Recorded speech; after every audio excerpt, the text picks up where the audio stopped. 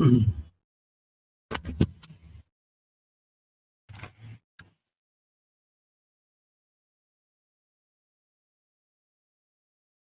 শুভ সন্ধ্যা। আমাদের আজ যে প্রোগ্রামটি হওয়ার কথা ছিল সেটি হচ্ছে যে প্রফেসর শেখ মইদুল ইসলাম আমাদের তার সিএসসি যে অভিজ্ঞতা সেটি শোনাবেন। তার সাথে তিনি আমাদের বেশ কিছু বিষয়ে কিছু আমাদের সাজেশন দেবেন। তো প্রফেসর মইদুল ইসলাম আমাদের সামনে এসে উপস্থিত হয়েছেন। আমরা প্রফেসর মইদুল ইসলামকে অবশ্যই বলার জন্য অনুরোধ করব, বাট তার আগে দু চার কথা প্রফেসর মইদুল ইসলাম সম্পর্কে। প্রফেসর মইদুল ইসলাম যেমনটা তোমরা দেখেছো পোস্টারে যে লেখা হয়েছে যে তিনি রানীগঞ্জ গার্লস কলেজে একজন অ্যাসিস্ট্যান্ট প্রফেসর। এবার লাস্ট যে সিএসসি আমাদের হয়েছে সেখানে তিনি অ্যাসিস্ট্যান্ট প্রফেসর হিসেবে নিয়োগ পেয়েছেন। তাদের একটা দীর্ঘ ইতিহাস আছে। তিনি দীর্ঘদিন কলেজে পড়িয়েছেন, কলেজে তার পড়ানোর অভিজ্ঞতা আছে, সিএসসির ইন্টারভিউ বোর্ডে সেই অভিজ্ঞতাগুলো তার কাজে লেগেছে এবং তার সাথে তার নিজের যে গবেষণাপত্র সেই সমস্ত কিছু তার ছিল এবং একটা পরিচিত মুখ আমাদের পশ্চিমবঙ্গের রাজনৈতিক যে সাবজেক্ট আমাদের পলিটিক্যাল সায়েন্স এই সাবজেক্ট। তো আমি বিশেষ কিছু বলবো না, যে খুব বেশি কিছু আমি দাদা সম্পর্কে জানি ঠিক সেটাও নয়। আমরা চাইবো দাদা সম্পর্কে দাদাই বলুক, আমরা শুনি তার অভিজ্ঞতা সিএসসি ইন্টারভিউ বোর্ডে। এবং আরো একটি বিষয় যেটা শুরুর দিকে একটুখানি হয়তো হতাশা ছিল, বাট পরে সেটা খুবই আনন্দের হয়েছে, সেটি হচ্ছে যে দাদার এত ভালো ইন্টারভিউ পারফরমেন্সের পরেও তার নাম ওয়েটিং এ আসে, বাট ওয়েটিং থেকে তিনি খুব অল্প সময়ের মধ্যে জব পেয়ে যান। তো এখান থেকেও আমাদের বিশেষ কিছু শেখার আছে যে ঠিক কোন বিষয়গুলো দাদাকে ওয়েটিং পর্যন্ত নিয়ে গেছে এবং ফাইনালি তিনি পেয়েছেন, আনন্দের বিষয়। বাট কোন বিষয়গুলো আসলে তাকে ওয়েটিং এর দিকে নিয়ে গেছে, আমাদের এই বিষয়গুলো থেকেও সাবধানতা কিভাবে অবলম্বন করা উচিত, আমরা সেই সমস্ত বিষয়গুলো মাথায় রাখবো। তো আমি বিশেষ কিছু আর বলবো না, আমি দাদাকেই অনুরোধ করব এবার আমাদের স্টুডেন্টদেরকে অ্যাড্রেস করার জন্য। মইদুল দা, তোমার একটু ক্যামেরাটা ঘুরিয়ে নাও।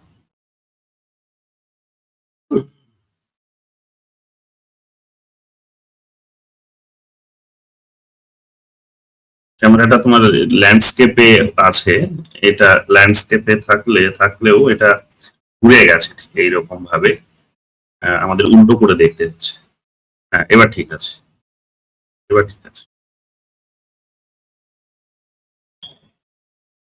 So welcome to our nightingale PSC. এখানে মোটামুটি আজ 30 জনের মতো স্টুডেন্টস আমি দেখতে পাচ্ছি, তারা এখনো পর্যন্ত জয়েন করেছে এবং আমি খুবই আশাবাদী অল্প সময়ের মধ্যেই আরো বেশ কিছু স্টুডেন্ট জয়েন করবে। লাস্ট ক্লাসে প্রায় 50 জন স্টুডেন্ট অ্যাটেন্ড ছিল এবং প্রায় 200 জন স্টুডেন্ট আমাদের ওই রেকর্ডিংটি দেখেছে। সো যারা মোটামুটি ভাবে সিএসসি ইন্টারভিউ বোর্ড ফেস করতে চলেছে আগামী দিনে, তার অর্ধেকের বেশি সংখ্যাই কিন্তু আমাদের স্টুডেন্ট, মানে আমাদের এই ভিডিওটি দেখে, আমাদের এই সমস্ত প্রোগ্রামে তারা উপস্থিত থাকে। তো আমি খুবই আশাবাদী তাদের প্রত্যেকেরই কাজে আসবে তোমার এই বক্তব্য থেকে। নাও দ্য প্ল্যাটফর্ম ইজ ইয়ার্স। ধন্যবাদ সাদ্দাম হোসেন সরকারকে, আমার জুনিয়র ভাই। আমার একটা ইউটিউব ভিডিওতে মইদুল ইসলাম বলে ডক্টর মইদুল ইসলাম বলে আমার ইউটিউব চ্যানেল রয়েছে, সেখানে আমি নিয়মিত চেষ্টা করি বিশেষ করে ইন্টারভিউর সময়গুলোতে কিছু কিছু বলার। আচ্ছা, আমার কথা শোনা যাচ্ছে সাদ্দাম? হ্যাঁ দাদা, একদম পারফেক্ট। ঠিক আছে। তো ভাইয়ের সঙ্গে অনেকদিনের পরিচয়, আমায় বললো যে দাদা একটু আমাদের স্টুডেন্টদের জন্য থাকতে হবে, খুব ভালো কথা। সেই হিসেবে একদিন আসা। আর আপনারা যারা আছেন, যারা আজকে আমার সঙ্গে আলোচনা করতে আছেন, তাদের সকলকেই শুভ সন্ধ্যা জানাই এবং আপনারা সকলেই খুব সফলভাবে সিএসসি ক্র্যাক করুন, এটা চাইব। তো প্রথম যেটা আমাকে একটা চ্যালেঞ্জের কাছে পৌঁছে দিল যে আমার কেন ওয়েটিং হয়েছিল সেটা একটু বলে দেওয়ার জন্য। ঠিকই আছে, এটা যদি আপনারাও জেনে যান। প্রথমত এখানে যতগুলো পয়েন্ট দেওয়া রয়েছে, বলা রয়েছে, সেখানে প্রথমেই আমাকে বলা আছে যে ইন্টারভিউ এক্সপিরিয়েন্সটা আমার কি আছে।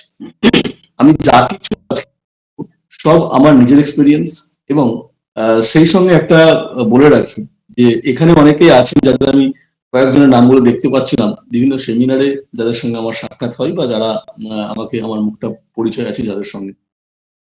আমি কলেজ সার্ভিস পরীক্ষায় বসার আগে আমার একাধিক শিক্ষক মহাশয়দের সঙ্গে একেবারে মানে কি বলবো, 1 by 1 আমি বসেছি এবং স্যারের থেকে একটা এক্সপিরিয়েন্স নেওয়ার চেষ্টা করেছি, একটা পরামর্শ নেওয়ার চেষ্টা করেছি যে কিভাবে আমি ইন্টারভিউ বোর্ডে নিজেকে উপস্থাপিত করতে পারলে তাহলে আমার পরিস্থিতিটা খুব একটা ভালো হয় এবং আমি খুব সহজে সিএসসি তে জয়েন করতে পারি।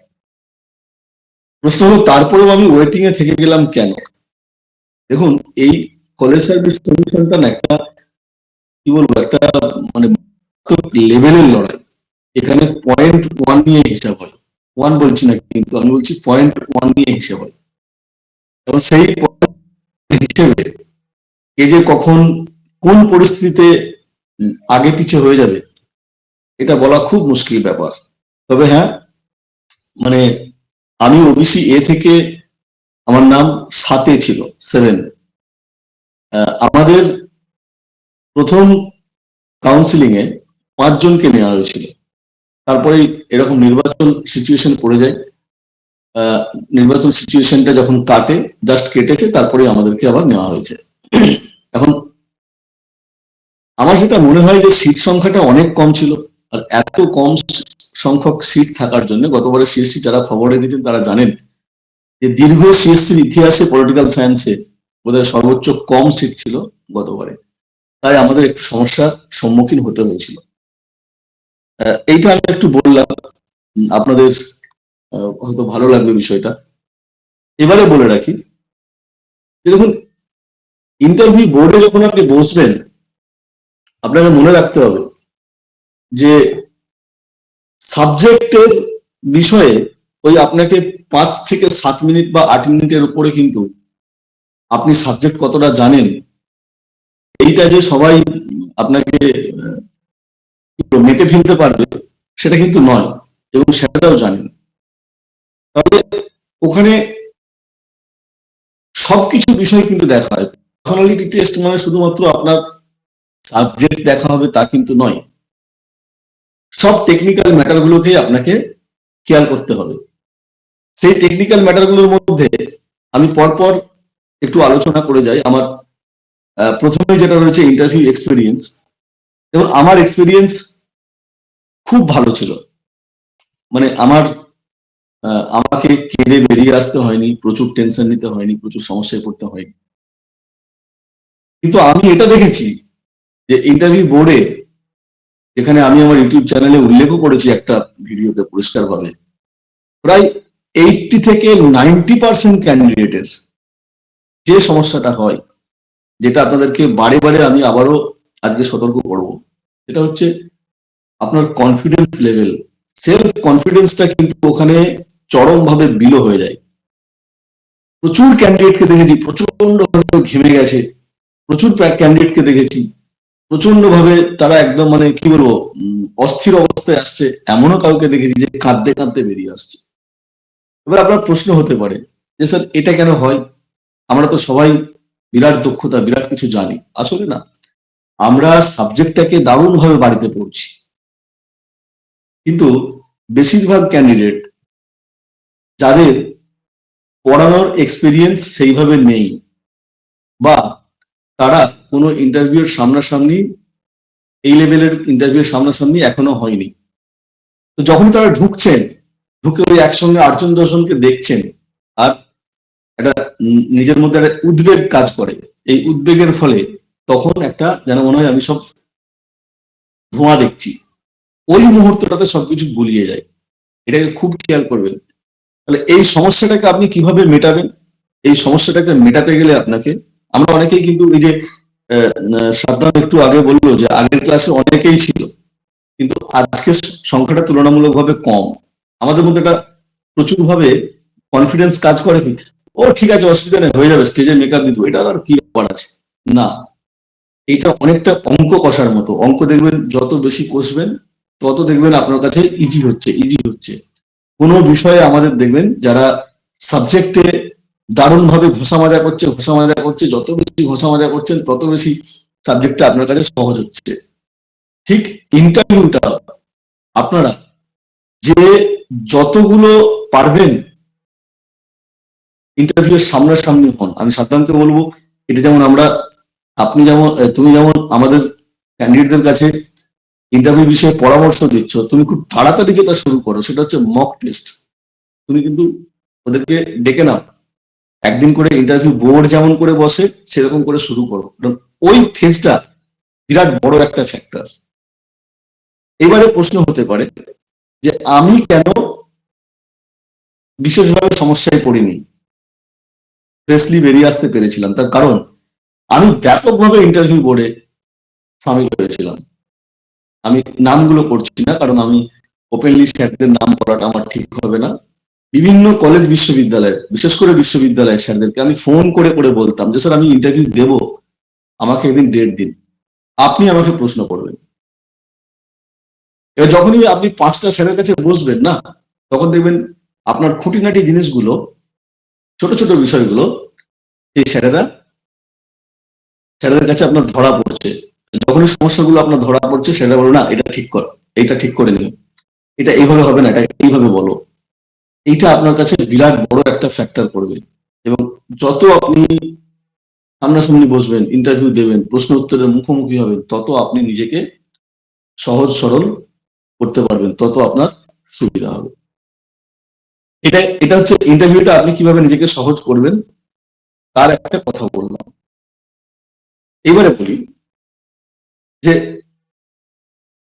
এখানে আমার যে দ্বিতীয় পয়েন্ট, আমি সেকেন্ড পয়েন্টটাতে পড়ে যাবো, যে 20টা ইম্পর্টেন্ট কোশ্চেনের কথা বলা আছে, এটাকে আমি একেবারে লাস্টে উল্লেখ করব। তারপর একটা বিষয় বলে যে টপিক প্রেফারেন্স। দেখুন, টপিক প্রেফারেন্স নিয়ে আমাদের টিচারদের মধ্যে প্রচুর বিতর্ক আছে। কেউ বলে এই পেপারটা ভালো, কেউ বলে ওই পেপারটা ভালো, কেউ বলে এত সহজ টপিক নিয়ে কথা বলার কি দরকার আছে, একটু আপডেটেড করো। কেউ বলে ওয়েস্টার্ন পলিটিক্যাল থট ভালো নয়, থিওরি যাও। কেউ বলে থিওরি ভালো নয়, ইন্টারন্যাশনাল যাও। কিন্তু আমি ইন্টারভিউ বোর্ডে যারা থাকেন সেই টিচারদের সঙ্গে কথা বলে যেটা বুঝতে পেরেছিলাম, সেটা বলতেন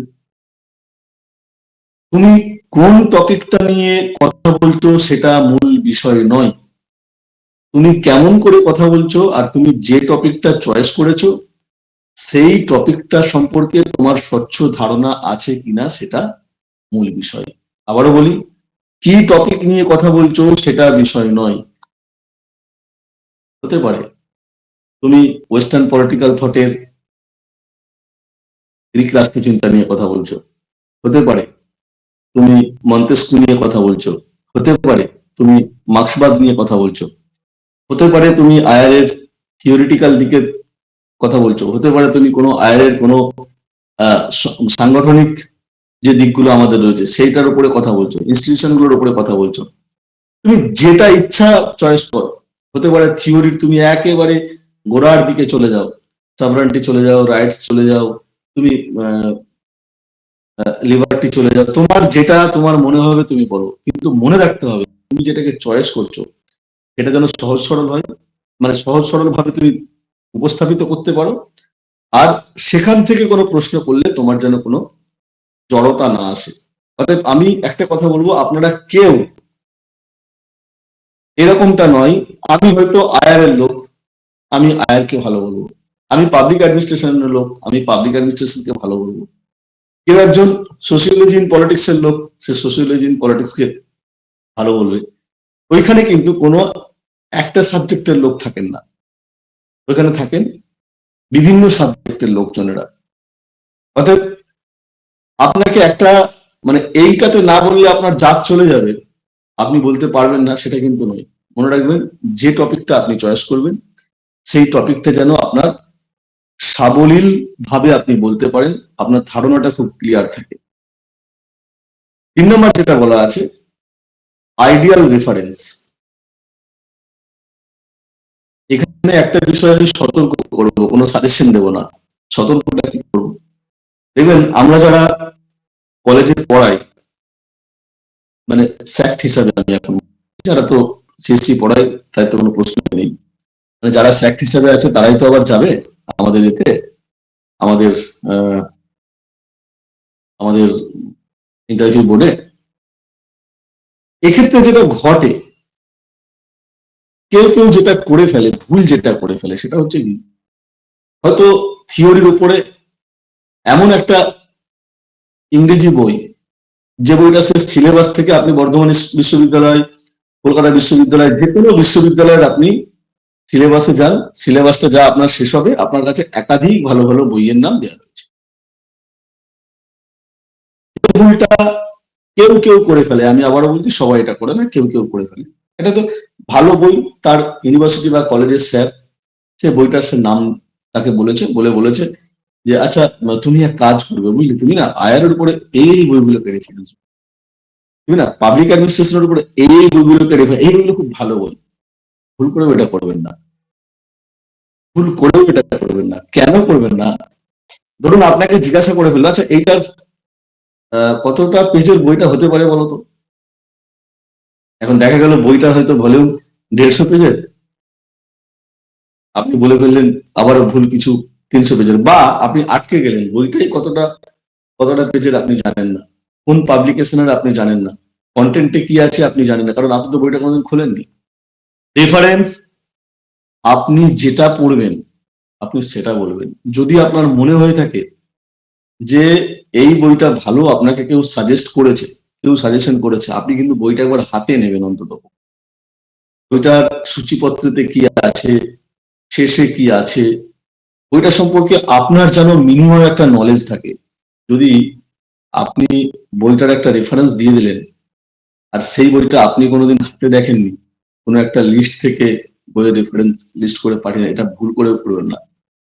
কারণ আপনাকে বলে রাখি, ওইখানে যারা বসেন না, আপনি কোন মানে কিভাবে উত্তর দিচ্ছেন, আপনার চোখ মুখ দেখে ওনারা বলে দেবেন যে আপনি বইটা পড়েছেন না পড়েননি, আপনি জানেন না। ওদের যে কোন লেভেলের কনফিডেন্স, যারা ইন্টারভিউ বোর্ডে বসে তারাই জানেন। তবে আবারও বলি, এতটাই নর্মাল ভাবে, এতটাই পোলাইটলি, এতটাই সহজ সরল ভাবে আপনার সঙ্গে কথা বলবে, আপনি বুঝতেই পারবেন না যে ওনার মনের মধ্যে এটা হচ্ছে, পাক খাচ্ছে, আপনাকে কোন অ্যাঙ্গেল থেকে প্রশ্ন করছে, কোন জায়গাটায় করছেন, খুব সূক্ষ্ম জায়গা থেকে কিন্তু ধরবেন। অতএব যেইখানটাতে নিজের প্রতি স্বচ্ছ থাকবেন, যেখানটাতে আপনার মনে হবে যে না এটা আমি জানি, আপনি সেটাই বলবেন, তার বাইরে কিছু বলবেন না।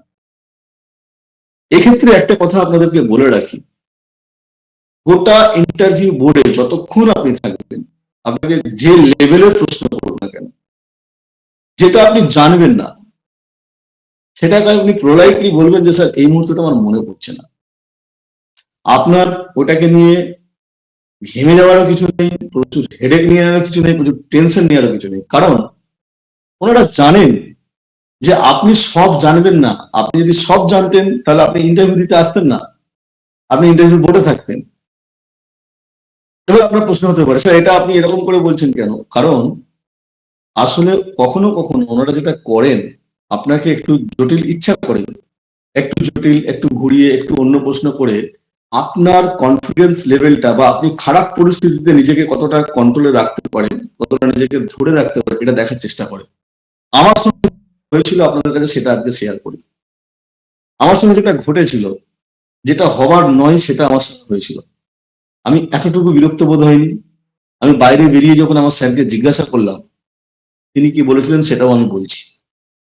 প্রথমে আমাকে জিজ্ঞাসা বলা হলো না ডেমো দাও, আমি খুব সহজ ভাবে আমার যেটাতে সাবলীল পরিস্থিতি আমি ওটা ডেমো দিলাম। ডেমো দেওয়ার পরে আমাকে ওখান থেকে একটা দুটো প্রশ্ন করা হয়, আমি উত্তর দিলাম। সাধারণ নিয়ম হচ্ছে, আপনি যখন, আমি ইন্টারভিউ বোর্ডের পুরো প্রসেসটা আমার এই অভিজ্ঞতা থেকে থেকেই আপনাকে বলছি প্রসেসটা কি হয়।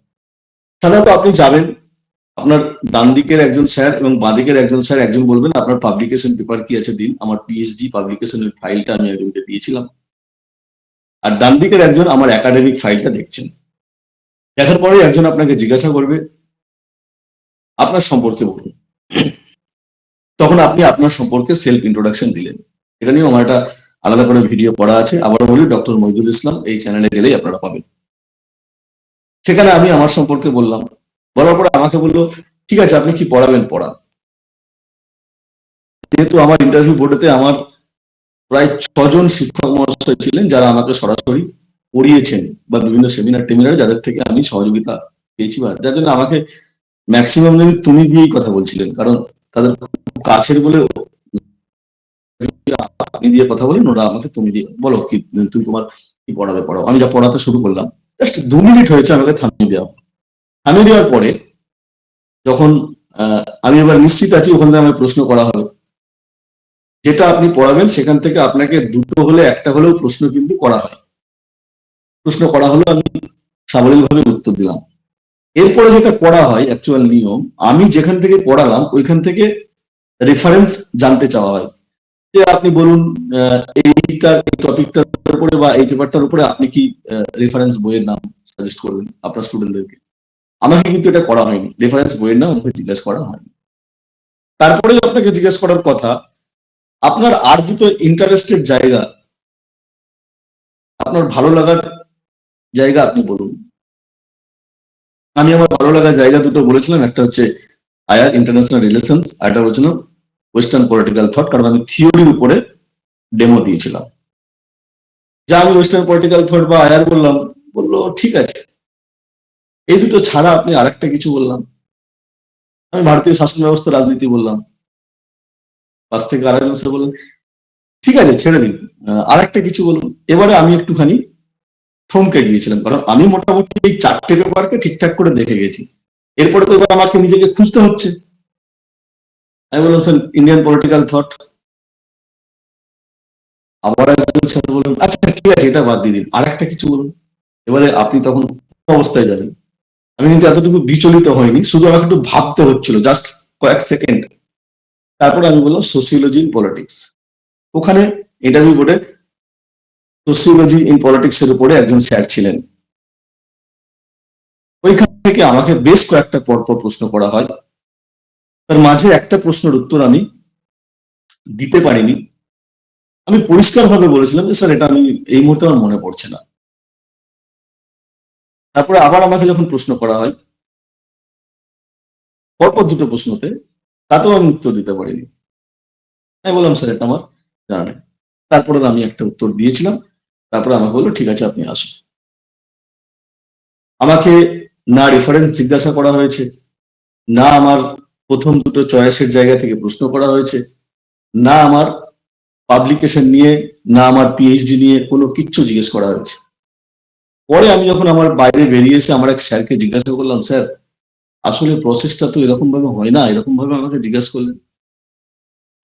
আমি বললাম কি কি প্রবলেম, আমাকে স্যার জিজ্ঞাসা করলেন কি কি প্রবলেম তোর হয়েছে বল।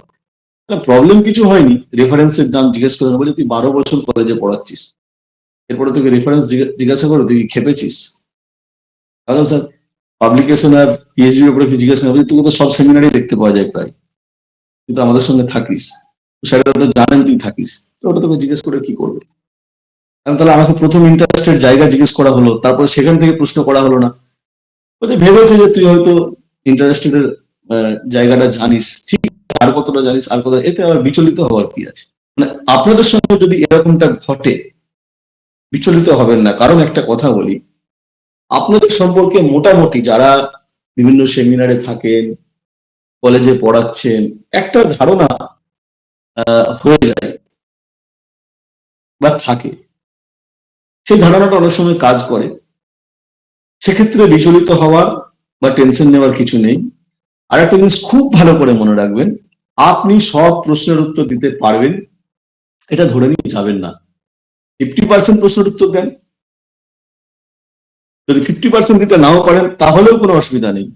কিন্তু খুব ভালো করে মনে রাখবেন, ওই যে প্রথমে আপনি একটা দুটো হয়তো উত্তর দিতে পারলেন না, এর জন্য আপনি বিচলিত হবেন না, ফেড আপ হবেন না, বিরক্ত বোধ হবেন না। ওটাই কিন্তু ওনারা দেখেন যে আপনি খারাপ সিচুয়েশনে, খারাপ পরিস্থিতিতে কিভাবে নিজেকে সামলাচ্ছেন। পরিষ্কার বলবেন, সোজা উত্তর, স্যার এই মুহূর্তে এটার উত্তর আমার ঠিক মনে পড়ছে না, এটা আমি ঠিক বুঝতে পারছি না স্যার। দেখবেন ওনারা পোলাইটলি আপনাকে অন্য প্রশ্ন করতে শুরু করেছে। এটা আমার ইন্টারভিউ এর সরাসরি এক্সপিরিয়েন্সটা বললাম। নেক্সট যে পয়েন্টটা আমাকে দেওয়া আছে এখানে, সেটা হচ্ছে ল্যাঙ্গুয়েজ মোড। খুব বিতর্কিত প্রশ্ন। প্রচুর ক্যান্ডিডেটরা, প্রচুর বন্ধুরা আমাদেরকে এটা জিজ্ঞেস করে, যারা সদ্য ইন্টারভিউ দিয়েছি, দাদা আমি তো ইংরেজিতে খুব একটা, বা দাদা আমি তো বাংলায় খুব একটা ভালো, বা আমি এমনও দেখেছি আমার এক বন্ধুকে তার টিচার প্রচুর ভাবে ঝাড়লেন, যে তুই কেন ইংরেজিতে বলতে পারলি না, ইংরেজিতে বললে একটা প্রেফারেন্স দেওয়া হয়। কিন্তু বিশ্বাস করুন, আমাদের সঙ্গে যতজন আমরা ক্যান্ডিডেট ছিলাম, বা আমি, এই যেমন আপনারা যখন আমাদের আমার এক্সপিরিয়েন্সটা নিচ্ছেন, তো আমরাও তো এই সময় তো অনেক টিচারদের এক্সপিরিয়েন্স নিয়েছি, বা তার আগের বছরে যেহেতু আমি 12 বছর কলেজের স্যাক টিচার পার্ট টাইমার করে তারপরে আমি পার্মানেন্ট হয়েছি। সেক্ষেত্রে আমার প্রচুর টিচারদের সঙ্গে যোগাযোগ ছিল, আমি তাদের সঙ্গে একটা সবসময় এক্সপিরিয়েন্স নেওয়ার চেষ্টা করেছি। আমি এমন লোকজনদেরকে জানি যারা ইংরেজিতে কিচ্ছু বলতে পারে না, সাবলীল ভাবে বাংলাতেই বলে, সেরকম লোকেদের সিএসসি হয়েছে।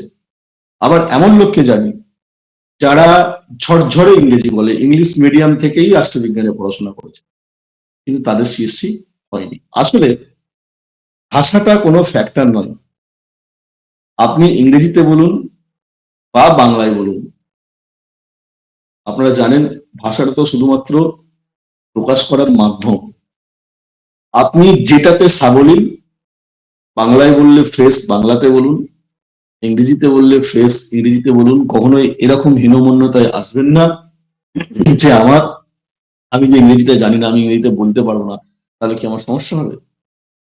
এই ধরনের কোনো রকম টেনশন নেওয়ার কোনো যুক্তি নেই। ল্যাঙ্গুয়েজ কি হবে এটার উপরেও আমার আলাদা করে একটা ভিডিও করা আছে। নেক্সট বলা হচ্ছে বডি ল্যাঙ্গুয়েজ। এইটাকে কিন্তু খুব ভালো করে খেয়াল করবেন।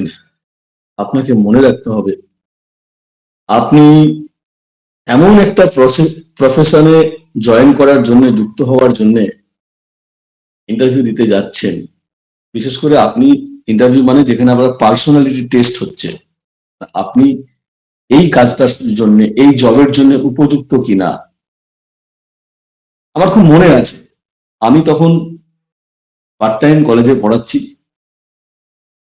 সৌভাগ্যবশত কলেজে গেস্ট নেওয়ার জন্য, ডিপার্টমেন্টের হেড ছিলাম বলে, আমি একটা ইন্টারভিউ বোর্ডে ছিলাম। সেখানে একটি ছেলেকে শুধুমাত্র বাদ দেওয়া হয়েছিল।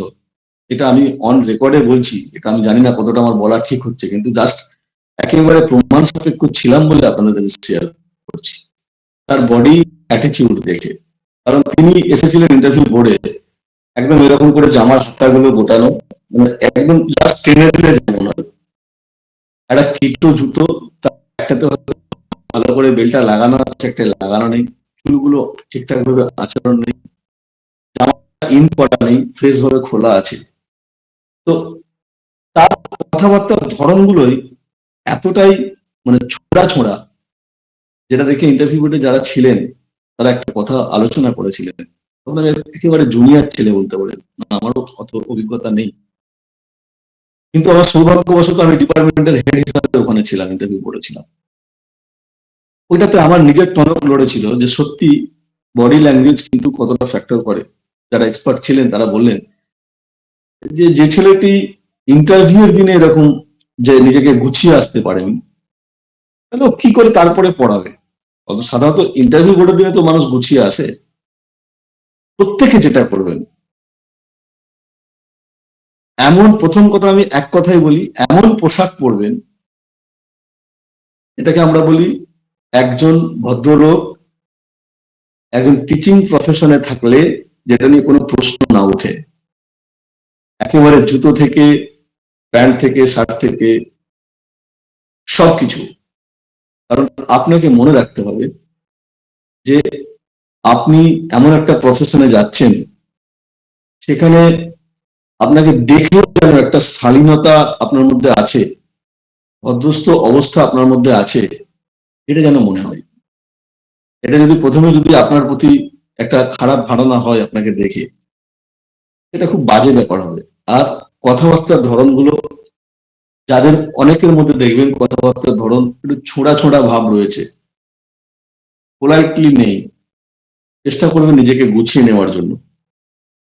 এ প্রসঙ্গে আবারও বলি, যার যার ছোট ছোট সমস্যাগুলো আছে, নিজেকেই নিজের সমস্যাগুলো কি আছে সেগুলো খুঁজে নেওয়ার চেষ্টা করুন, সেগুলো একটু করে মেরামত করার চেষ্টা করুন। কারণ আপনাদের ইন্টারভিউ হতে মোটামুটি 2 মাস 3 মাস, কারো বা 4 মাস 5 মাস টাইম আছে। আপনারা মোটামুটি সবই জানেন, গ্রাজুয়েশন মাস্টার ডিগ্রি লেভেলে যা পড়েছেন যথেষ্ট পড়েছেন, ওইগুলোকে ঝালিয়ে নিন আর একটু একটু একটু একটু করে একটা সুন্দর জিনিসকে যখন ফিনিশিং এ আনা হয়, ঘষে ঘষে ঘষে ঘষে ঘষে ঘষে ফিনিশিং আনা হয়, নিজেকে ফিনিশিংটা দেওয়ার চেষ্টা করুন। যত বেশি নিজের আপনার ইচ্ছা থাকবে যে আমাকে আরো সুন্দর হতে হবে, আমাকে আরো ভালো হতে হবে, সুন্দর মিন্স যতটা প্রয়োজন সেরকম, সেভাবে আগ্রহ করে নিজেকে তৈরি করার চেষ্টা করবেন, মানসিকতাটা রাখবেন, তত কিন্তু আপনি নিজেকে তৈরি করতে পারবেন।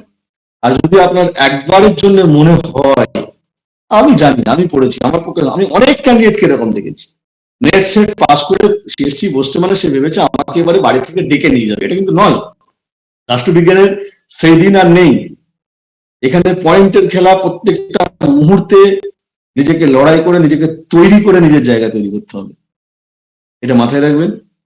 অতএব বডি ল্যাঙ্গুয়েজ এবং আপনার পোশাক আশাক, আপনার কথা বলার ধরন, এই সবকটা যেন একটা শালীনতা থাকে। যার জন্য আমি সাদ্দামকে বলবো যে একটা মক টেস্টের ব্যবস্থা করো, যেখানে তোমার সঙ্গে অনেক টিচারদের, ভালো ভালো টিচারদের সম্পর্ক আছে, সেটা আমি জানি। দরকার হলে ইউনিভার্সিটি থেকে আরো এক্সপার্ট টিচার কয়েকজনকে নাও, রিকোয়েস্ট করো, করে ওদেরকে ইন্টারভিউ বোর্ডের ব্যবস্থা করো। যতই আমরা নেট সেট পিএইচডি করা লোকজন হই না কেন, আমরা কিন্তু এখানে একজন চাকরি প্রার্থী। অতএব আমরা কিন্তু অনেক কিছুই এখনো তৈরি করতে পারি না, তৈরি করার শেষ নেই। মেজে ঘষে কিভাবে তৈরি করতে হবে সেটা একটা প্রসেস করো, কারণ সামনাসামনি ইন্টারভিউ বোর্ডে বসলে তার যে অভিজ্ঞতা, এইটা কিন্তু একটা ক্যান্ডিডেটকে তৈরি করার জন্য অনেক বেশি মানসিক শক্তি যোগায়। পরের পয়েন্টে চলে যাই, আইডিয়াল ডেমো। আইডিয়াল ডেমো নিয়ে আমি বোধহয় প্রথমের দিকেই বলেছি যে আইডিয়াল ডেমো নিয়ে এমনটা নয় যে আমাকে আয়ার এর এখন এই টপিকটাই হতে হবে, আমাকে এখন ভারতীয় শাসন ব্যবস্থার এই যে এখন এত কিছু সমস্যা চলছে, নির্বাচন কমিশন, এসআইআর টেসআইআর নিয়ে এসআইআরই হতে হবে। আমি বোধহয় যদি থিওরির একেবারে পুরনো দিকে চলে যাই তাহলে বোধহয় আমার কিছু জাত চলে যাবে না। আইডিয়াল টপিক, আমরা জানি যে আমরা সবাই একটা দিকে এক্সপার্ট নই। যদি আমরা সবাই একরকম দিকে এক্সপার্ট না হয়ে থাকি, আমাদেরকে ভালো লাগে নিজের নিজের মতো করে একটা করে জায়গা। অর্থাৎ আমাদের যার যে জায়গাটা ভালো লাগে, যে জায়গাটাতে আমি সাবলীল, যে টপিকটার উপরে আমি ডেমো দেওয়ার দিলে আমি শুরু থেকে শেষ পর্যন্ত ভালো করে বলতে পারবো, আর টপিকটা সম্পর্কে আমার এতটাই ডেপথ রয়েছে, আমাকে যেমন করে ইচ্ছা প্রশ্ন করা হোক ওই টপিক থেকে, আমার কোনো সমস্যা নেই। সেটাই হচ্ছে আপনার কাছে আইডিয়াল টপিক। যেমন যে অন্যরকম ভাবে বলি, অনেক সময় একটা প্রশ্ন আসে, সে কলকাতা বিশ্ববিদ্যালয় থেকে পাস করেছে মানে বিশাল, সে জেএনইউ থেকে পাস করেছে মানে বিশাল না। আপনার ভাই 55% নাম্বার আছে, আপনি মাস্টার্স করেছেন, নেট সেট পাস করেছেন, ব্যাস। আপনি সিধু কানু থেকে করলেন, কি হিল ইউনিভার্সিটি থেকে করলেন, কি মুর্শিদাবাদ, ওসব আর কিচ্ছু দেখে না। কি আপনি কাশ্মীরের কোন ইউনিভার্সিটি দেখেন, কিচ্ছু দেখে না। এবার দেখে আপনি যেমন কতটা জানেন, ঠিক এটাও সেম ব্যাপার। আপনি একটা কারেন্ট টপিক নিয়ে কথা বলছেন মানে এটা বিশাল ব্যাপার, তা কিন্তু নয়। আপনার যে টপিকটার উপরে ডেপথ আছে, দেখবেন ওখানে কি হয়, ইন্টারভিউ বোর্ডে কি হয়, একাধিক সাবজেক্টের লোকজন থাকেন। এবারে আপনি হয়তো থিওরির উপরে ডেমো দিতে শুরু করছেন, কোশ্চেনটা যে থিওরি স্যার আছেন সে সঙ্গে সঙ্গে ধরবে, বা অন্য টিচাররা যিনি আয়ারের লোক আছেন তিনি থিওরি এক্সপার্ট স্যারকে বলবেন, স্যার প্রশ্ন করুন। তার মানে কি, উনি হচ্ছেন থিওরির লোক, আপনি আয়ার থেকে টপিক চয়েস করেছেন। করতেই পারেন যিনি থিওরির লোক আছেন বা যিনি ওয়েস্টার্ন পলিটিক্যাল থটের লোক আছেন, উনি আয়ারের স্যারকে ইশারা করে বলবেন, স্যার প্রশ্ন করুন। মানে এবার স্যার আপনার দিক, আপনাকে ডেমো নিয়ে কোনো চিন্তা করতে হবে না। আশা করি ডেমোর দিকটা মিটেছে। এবারে আরেকটা বিষয় যেটা আমি বলেছিলাম যে সব শেষে আলোচনা করব, এখানে দেখলাম সাদ্দাম ভাই উল্লেখ করে দিয়েছে 20টা ইম্পর্টেন্ট কোশ্চেন ফ্রম ডব্লিউপিটি। 20টা প্রশ্ন যদি আমি নাই বলি এমন কিছু যায় আসবে না, কিন্তু আমি আপনাদেরকে কয়েকটা প্রশ্ন সম্পর্কে একটু বলে রাখি, মানে কি ধরনের প্রশ্ন। দেখুন এইখানে ইম্পর্টেন্ট প্রশ্ন বলে কিছু হয় না, এখানে ইম্পর্টেন্ট কোশ্চেন বলে কিছু হয় না, কারণ আপনি যেটার উপরে ডেমো দেবেন সেটার উপরে প্রশ্ন করবে, আপনি যেটা ইন্টারেস্টেড জায়গা বলবেন সেটার উপরে কোশ্চেন হবে। তাহলে আমি ওয়েস্টার্ন পলিটিক্যাল থটে যদি গ্রিক রাষ্ট্রচিন্তায় চলে যাই, যেখানে আপনারা জানেন গ্রিক রাষ্ট্রচিন্তার বৈশিষ্ট্য প্লেটো অ্যারিস্টটল আমাদের পড়তে হয়। শুধু মনে রাখবেন কলেজ সার্ভিস কমিশনের ইন্টারভিউ বোর্ডে আমি এরকম অভিজ্ঞতা দেখিনি যে আপনাকে জিজ্ঞেস করা হচ্ছে আচ্ছা বলুন তো এই বইটার লেখক কে, এটা কত সালে ঘটেছিল। এরকম অভিজ্ঞতা আমি দেখিনি। যদি আপনাদের কাউকে এরকম প্রশ্ন করে তাহলে জানাবেন, তাহলে সেটা আমার কাছে নতুন অভিজ্ঞতা হবে। পরবর্তীকালে গ্রুপে দেবেন, সাদ্দাম ভাইকে জানাবেন, সেটা আমাদের সুবিধা হবে বলতে আগামী দিনে। কলেজ সার্ভিস কমিশনে কিন্তু কনসেপ্ট দেখা হয়, ডেপথ দেখা হয়। যেমন ধরুন আপনি যদি ওয়েস্টার্ন পলিটিক্যাল থটের প্রশ্নগুলোর কথা জান, সেখানে আমি একটা দুটো প্রশ্ন সম্পর্কে আপনাদেরকে বলি। এটা হচ্ছে, এক মিনিট, ধরুন আপনি প্লেটোর কোনো চ্যাপ্টার থেকে আপনি কোনো ডেমো দিয়েছেন, বা আপনি ওয়েস্টার্ন পলিটিক্যাল থট আপনার পছন্দের জায়গা বলেছেন, তখন হয়তো আপনাকে বলতে পারে আচ্ছা বলুন তো প্লেটোর ন্যায় এটা সম্পর্কে কিছু জানেন? ঠিক এই ধরনেরই এটা। হ্যাঁ স্যার প্লেটোর ন্যায় তত্ত্ব কি বলেছে ন্যায় তত্ত্বে।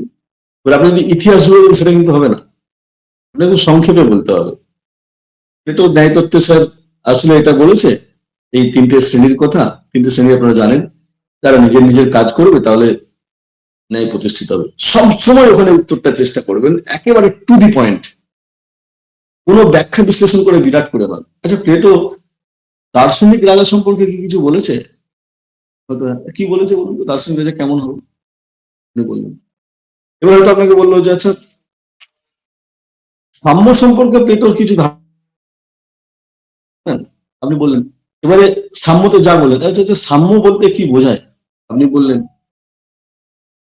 তাহলে প্লেটোর সাম্যের সঙ্গে আধুনিক সাম্যের কিছু কি মিল আছে বলে মনে হয় নাকি কিছু পার্থক্য আছে, এর ব্যাপারটা বলুন তো, তখন আপনাকে বলতে হবে। এবার যদি হয়তো আপনি প্লেটোর সাম্যবাদের সঙ্গে আধুনিক সাম্যবাদের পার্থক্য যখন বলছেন, হয়তো একটা বললেন দ্বিতীয়টা ওনারা নাও শুনতে পারে, মানে ওনারা বুঝে গেলেন যে এই ব্যাপারটা আপনি জানেন। আচ্ছা এই যে গণতন্ত্রের ধারণা এখন দেখছেন, এর সঙ্গে কি অ্যারিস্টটলের কোনো সম্পর্ক আছে? বা এরকম করে প্রশ্নটা হতে পারে আচ্ছা অ্যারিস্টটলের সরকার সম্পর্কে যে শ্রেণী বিভাগ করেছিল সেটা একটু বলবেন। আপনি বলতে শুরু করলেন আচ্ছা অ্যারিস্টটল এদের মধ্যে কোনটাকে, কোন সরকারটাকে ভালো বলেছিল আপনি বললেন। গণতন্ত্র সম্পর্কে তাহলে অ্যারিস্টটলের কি ধারণা ছিল? অ্যারিস্টটল কি চেয়েছিলেন গণতন্ত্র? প্রশ্ন ধরনগুলো অনেকটা এই রকমের হয়। আবার আমি একটা অন্য চ্যাপ্টারে চলে যাই, সেটা হচ্ছে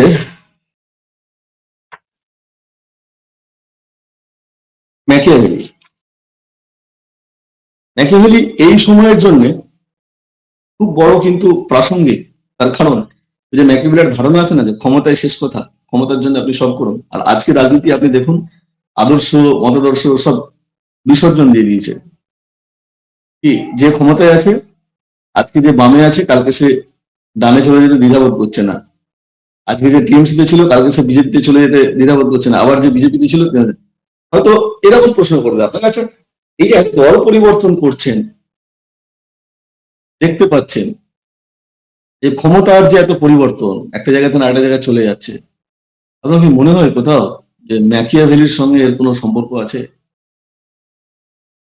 ম্যাকিয়াভেলি একটা কথাই বলেছে, শেষ কথা হচ্ছে ক্ষমতা, ক্ষমতা যদি না থাকে, মানে আপনাকে, মানে আপনি যে প্রশ্ন উত্তর পড়ে অভ্যস্ত নয়, আপনি যে ব্যাপারটা সম্পর্কে ক্লিয়ার কাট জানেন, আপনার যে একটা শক্তপোক্ত ধারণা আছে, এইটা কিন্তু আপনাকে জিজ্ঞাসা করবে, এটা খুব স্বাভাবিক।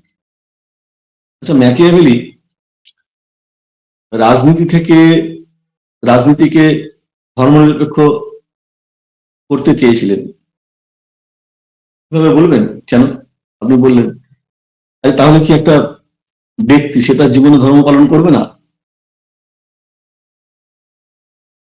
এবার আপনাকে উত্তর দিতে হবে যে ব্যক্তি ধর্ম পালন করবে, ম্যাকিয়াভেলি বলছেন, কিন্তু যখন সে রাজত্বে বসে যাবেন তখন সে ধর্মনিরপেক্ষ থাকবেন। এই ব্যাপারটাকে আপনাকে কনসেপ্টগুলোকে ক্লিয়ার করতে হবে। আশা করি বুঝতে পেরেছেন, আর কিছু প্রশ্নতে যাচ্ছি না। মানে প্রশ্নের জায়গাটা হচ্ছে কনসেপচুয়াল, ডিপলি, ডেপথে আপনার ধারণাটা ক্লিয়ার আছে কিনা। আর যদি প্রশ্ন উত্তর নিয়ে কখনো কোনো সাবজেক্টের আলাদা করে কথা বলতে অনেকটা সময় গেল, প্রায় 45 মিনিট। যদি প্রশ্ন উত্তর নিয়ে কখনো আমাকে বসতে হয়, আমি আমার জীবনের সিএসসি নিয়ে আমার প্রথমের দিকে এতটা টার্গেট ছিল না। পরবর্তীকালে আমাকে মনে হয়েছিল যে না, সিএসসিটাই বসতে হবে। আমি আমার জীবনের প্রথম সিএসসি ছিল গতবারে, তবে অনেকটা আমার কাছে কি বলবো মালপত্র গোছানো ছিল কি লাগবে, যার জন্য গতবারের সিএসসিতে প্রচুর সিট কম হওয়ার পরেও যাই হোক আমার হয়েছে, আমি ক্র্যাক করতে পেরেছি। আমি চাইবো আপনারা সবাই ক্র্যাক করুন। তার জন্য যদি আমাকে একাধিকবার আসতে হয়, আপনাদেরকে আমি এটুকুটা বলছি, সাদ্দাম ভাই যদি বলে বা আপনাদের যদি ভালো লেগে থাকে, আমি এসএলএসটির একাধিক ক্লাস নিয়েছিলাম এবারে রাষ্ট্রবিজ্ঞান চর্চা কেন্দ্রের, আমি জানি না আপনারা কেউ ছিলেন কিনা। যদি কোনো রকম ভাবে কিছু আপনাদের মনে হয় যে হ্যাঁ আমার গাইডের দরকার আছে, আমাকে আসার দরকার আছে, বা প্রশ্ন উত্তর নিয়ে যদি আলাদা করে কখনো সেশন করতে হয়, কারণ এরপরে যদি সেশন করতে যাই অনেকক্ষণ সময় হয়ে যাবে, তাহলে আপনারা বলবেন, আমি অবশ্যই আসবো। আর তার মধ্যে সবাইকে শুভেচ্ছা জানাই। যদি আপনাদের কিছু প্রশ্ন থাকে টেকনিক্যাল ম্যাটারে করবেন, আমাকে কোনো ওই কত সালে কি হয়েছে সব জিজ্ঞেস করবেন না, আগেই বলে নিচ্ছি, তাহলে প্রশ্ন করতে পারেন। সাদ্দাম ভাই। হ্যাঁ, ধন্যবাদ দাদা, অসংখ্য অসংখ্য কিছু পেলাম, মানে সত্যি ভাবিনি মানে এত কিছু আমি এত সলিড গুছিয়ে পাবো। Thank you so much for this wonderful presentation. আমি বেশ কিছু বিষয় নোট করেছি, আমি একটু রিপিট করব, যদি কোথাও মিস্টেক হয় আমার একটু ধরিয়ে দিও, এবং ঠিকভাবে আমি এগুলো নিতে পারছি কিনা সেটাও একটু বলো। বেশ কিছু বিষয় তুমি বলেছো, যেমন আমি 9টি পয়েন্ট নোট করেছি, এবং তুমি কোয়েশ্চেন্স গুলো যেগুলো বললে সেগুলো নোট করেছি। 9টি পয়েন্ট হচ্ছে, তুমি সেলফ কনফিডেন্সের কথা বললে যে ইন্টারভিউ বোর্ডে সেলফ কনফিডেন্স অনেক সময় ব্রেক করে যায়, এবং এটাকে ধরে রাখার জন্য মক ইন্টারভিউ এর কথা যতটা ম্যাক্সিমাম সংখ্যায় পারা যায় সেটার কথা বললে তুমি, খুব ভালো। তুমি বললে এরপরে যে টপিকটা খুব একটা ম্যাটার করে না, প্রেজেন্টেশনটা ম্যাটার করে, কারণ যেই সমস্ত বিষয়গুলো জিজ্ঞেস করা হবে সেগুলোর উত্তর করতে পারাটা গুরুত্বপূর্ণ, কারণ সমস্ত টপিকই পলিটিক্যাল সায়েন্সে পড়ানো হবে এবং ইকুয়াল ইম্পর্টেন্স রয়েছে। ফোর্থ যেটা তুমি বললে সেটা হচ্ছে যে তুমি একটু সাবধান করলে আমাদেরকে, যে আননোন কোনো রেফারেন্স না দিতে। জেনারেলি সত্যি আমাদের মাথায় এটাই অনেক সময় ঘোরে যে অমুক স্যার বলেছে তমুক স্যার বলেছে, বোধহয় এই রেফারেন্সটা খুবই ভালো, তো সেটাই বোধহয় বলা বেটার হবে। বাট সত্যি তুমি এটা মানে আমাদেরকে এই জায়গাটা থেকে ভ্রান্তি, যে আমাদের ভ্রান্ততা আমাদের মধ্যে যে ছিল, ভ্রান্তি যেটা ছিল সেটা বের করে দিলে, এবং তুমি এখানে বলার চেষ্টা করলে যে যেটা আমি পড়েছি, যেটা বুঝি, যেটা জানি, অ্যাটলিস্ট বইটা হাতে নিয়ে আমি দেখেছি যে সে কি আছে, সেটা সম্পর্কে বললেই বেটার হবে। 5 নম্বর যেটা আমি এখানে দেখতে পাচ্ছি সেটা হচ্ছে যে কোনো প্রশ্ন আননোন কোয়েশ্চেন যদি অ্যারাইজ করে তাহলে অবশ্যই সেটা পোলাইটলি না বলাটাই ভালো।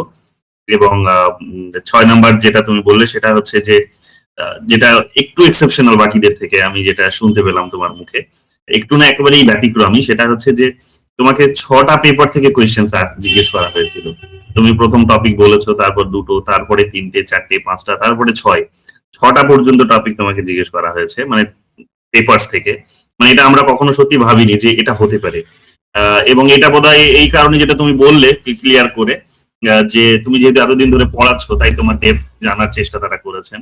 তো এটাও আমাদের জন্য সাবধান বাণী এক প্রকার, যে আমরা যারা পড়াচ্ছি, আমরা যারা একটু সিনিয়র, তাদেরকে হয়তো এতগুলো পেপার হয়তো ফেস করতে হতে পারে, সো রেডি হতে হবে। 7 নম্বর যেটা তুমি বললে যে পেশেন্স ধরে রাখতে হবে, যদি কোনো আননোন কোয়েশ্চেন অ্যারাইজ করছে, পেশেন্সটা ধরে রাখাটা ভীষণ ইম্পর্টেন্ট। অনেক সময় আমরা ঘাবড়ে যাই যে এই বোধহয় আমার ইন্টারভিউ খারাপ হয়ে গেল, আর তো এবার তোমাকে বের করে দেবে, হতেই পারে। তো তো সেই জায়গায় পেশেন্স ধরে রেখে পরের কোয়েশ্চেন্সটিকে মন দিয়ে শোনা বা সেই ধরনের একটা ব্যবস্থা করা ভালো। এটাও খুব সুন্দর একটা প্রশ্ন বিষয় তুমি বললে। আর জেনারেলি ওয়েল রেস্টের কথা তুমি বললে, যেটা টিচিং প্রফেশনের জন্য ফিট করে। সত্যি এটা আমরাও অনেকে ধ্যান রাখি না যে কিভাবে ড্রেস আপ করলে আমাকে টিচিং একজন প্রফেশনের জন্য টিচার সুলভ একটা আমার বডি ল্যাঙ্গুয়েজ আসবে। এটা খুবই ভালো বিষয়, অনেকের কাজে আসবে এটা হয়তো, কারণ আমরা সত্যি এটা মেনটেন করতে পারি না অনেকে। আর 9 নাম্বার হচ্ছে যে যেটা তুমি বললে যে ইনফরমেশনস নয়, যেটা আমরা জেনারেলি ভুল করে থাকি। নেট সেটে পড়েছি, ভেবে নিয়েছি যে যেমন যেটা তুমি বলছিলে শুরুতে, যে অনেকেই প্রথম ক্লাসে জয়েন করেছিল, সেকেন্ড ক্লাসে জয়েন করেনি। অনেকের মধ্যেই হয়তো ওই অহংবোধটা কাজ করছে যে ইনফরমেশন আমি পড়েছি, নেট আছে আমার, জেআরএফ আছে, বোধহয় ওগুলোই জিজ্ঞেস করবে। বাট তুমি বললে কনসেপ্টের পার্টটাতে ভীষণ স্ট্রং হতে হবে, এবং ইন্টারভিউ বোর্ডে জেনারেলি কনসেপ্টই জিজ্ঞেস করা হয়। আমি নটি পয়েন্ট নোট করেছি, তাছাড়াও প্রশ্নগুলো বেশ তুমি কতগুলো বল, খুব ভালো লাগলো দেখে। মানে অনেক কিছুই আমার নিজের নতুন জানা এগুলো, মানে আমি অনেকের মুখে শুনেছি, বাট অনেক কিছুই নতুন জানা আমার এখান থেকে। আমার সত্যি খুবই কাজে আসবে, শুধু আমার না, আমি তো অ্যাপে করবোই। এখানে আমাদের যে গ্রুপটা আমরা করেছি, সেই গ্রুপে আমি শুধু পড়াই না, বরং আমি পড়িও। অ্যাটলিস্ট যেহেতু আমি এখনো সিএসসি অ্যাপেয়ার করিনি, তো সেই কারণে আমি শুধু পড়াই না, আমি পড়িও। ওরাও নিজেদের ইনপুটস গুলো বলে, আমি শুনি, আমি বলি, ওরা শুনে। তো এরকম ভাবে একটা গ্রুপ ডিসকাশন হয়, এবং আমরা পুরো এই বিষয়টিকে উদ্ধার করার চেষ্টা করছি এইরকম ভাবে। তুমি যে পয়েন্টস গুলো বললে অবশ্যই সেগুলো অ্যাড অন হবে আমাদের আলোচনায়। Thank you so much for this wonderful suggestions to us. এটা সত্যি খুব কাজে আসবে। আমার একটা বিষয় তোমার কাছে জানার আছে, সেটা হচ্ছে, দুটো ছিল, একটা অলরেডি তুমি বলে দিয়েছো, কিন্তু যে ইম্পর্টেন্ট কোয়েশ্চনটা আমি তোমাকে জিজ্ঞেস করতে চাই সেটা হচ্ছে ল্যাঙ্গুয়েজ নিয়ে। তুমি বললে যে বাংলায় হলে বাংলা, ইংলিশে এটার কোনো ব্যাপার নেই যে বাংলায় বললে চাকরি পাবো না, বা ইংলিশে বললে হয়তো চাকরি হবে না, ওইরকম কোনো ব্যাপার নেই, যে যেটাতে সাবলীন সেটাতেই বলবে। আজকের দিনে আমাদের প্রবলেমটা হচ্ছে কি, যে আমি যখন জেনারেলি, আমার ক্ষেত্রেও এই জিনিসটা একটু প্রবলেমেটিক হয়ে গেছে, ইভেন যাদবপুর ইউনিভার্সিটির মতো জায়গায় পড়িয়ে, এবং এই নেট সেটের স্টুডেন্ট, যেখানে আমার ইংলিশ মিডিয়াম, বেঙ্গলি মিডিয়ামের স্টুডেন্ট মিক্স রয়েছে, তো আমাকে এটা করতে হয়। আমি জেনারেলি বাংলায় ডেলিভার করি বলি, কিন্তু কি হয় যে ক্লাস লেকচারে জেনারেলি অনেক ইংলিশ টার্মিনোলজি থাকে।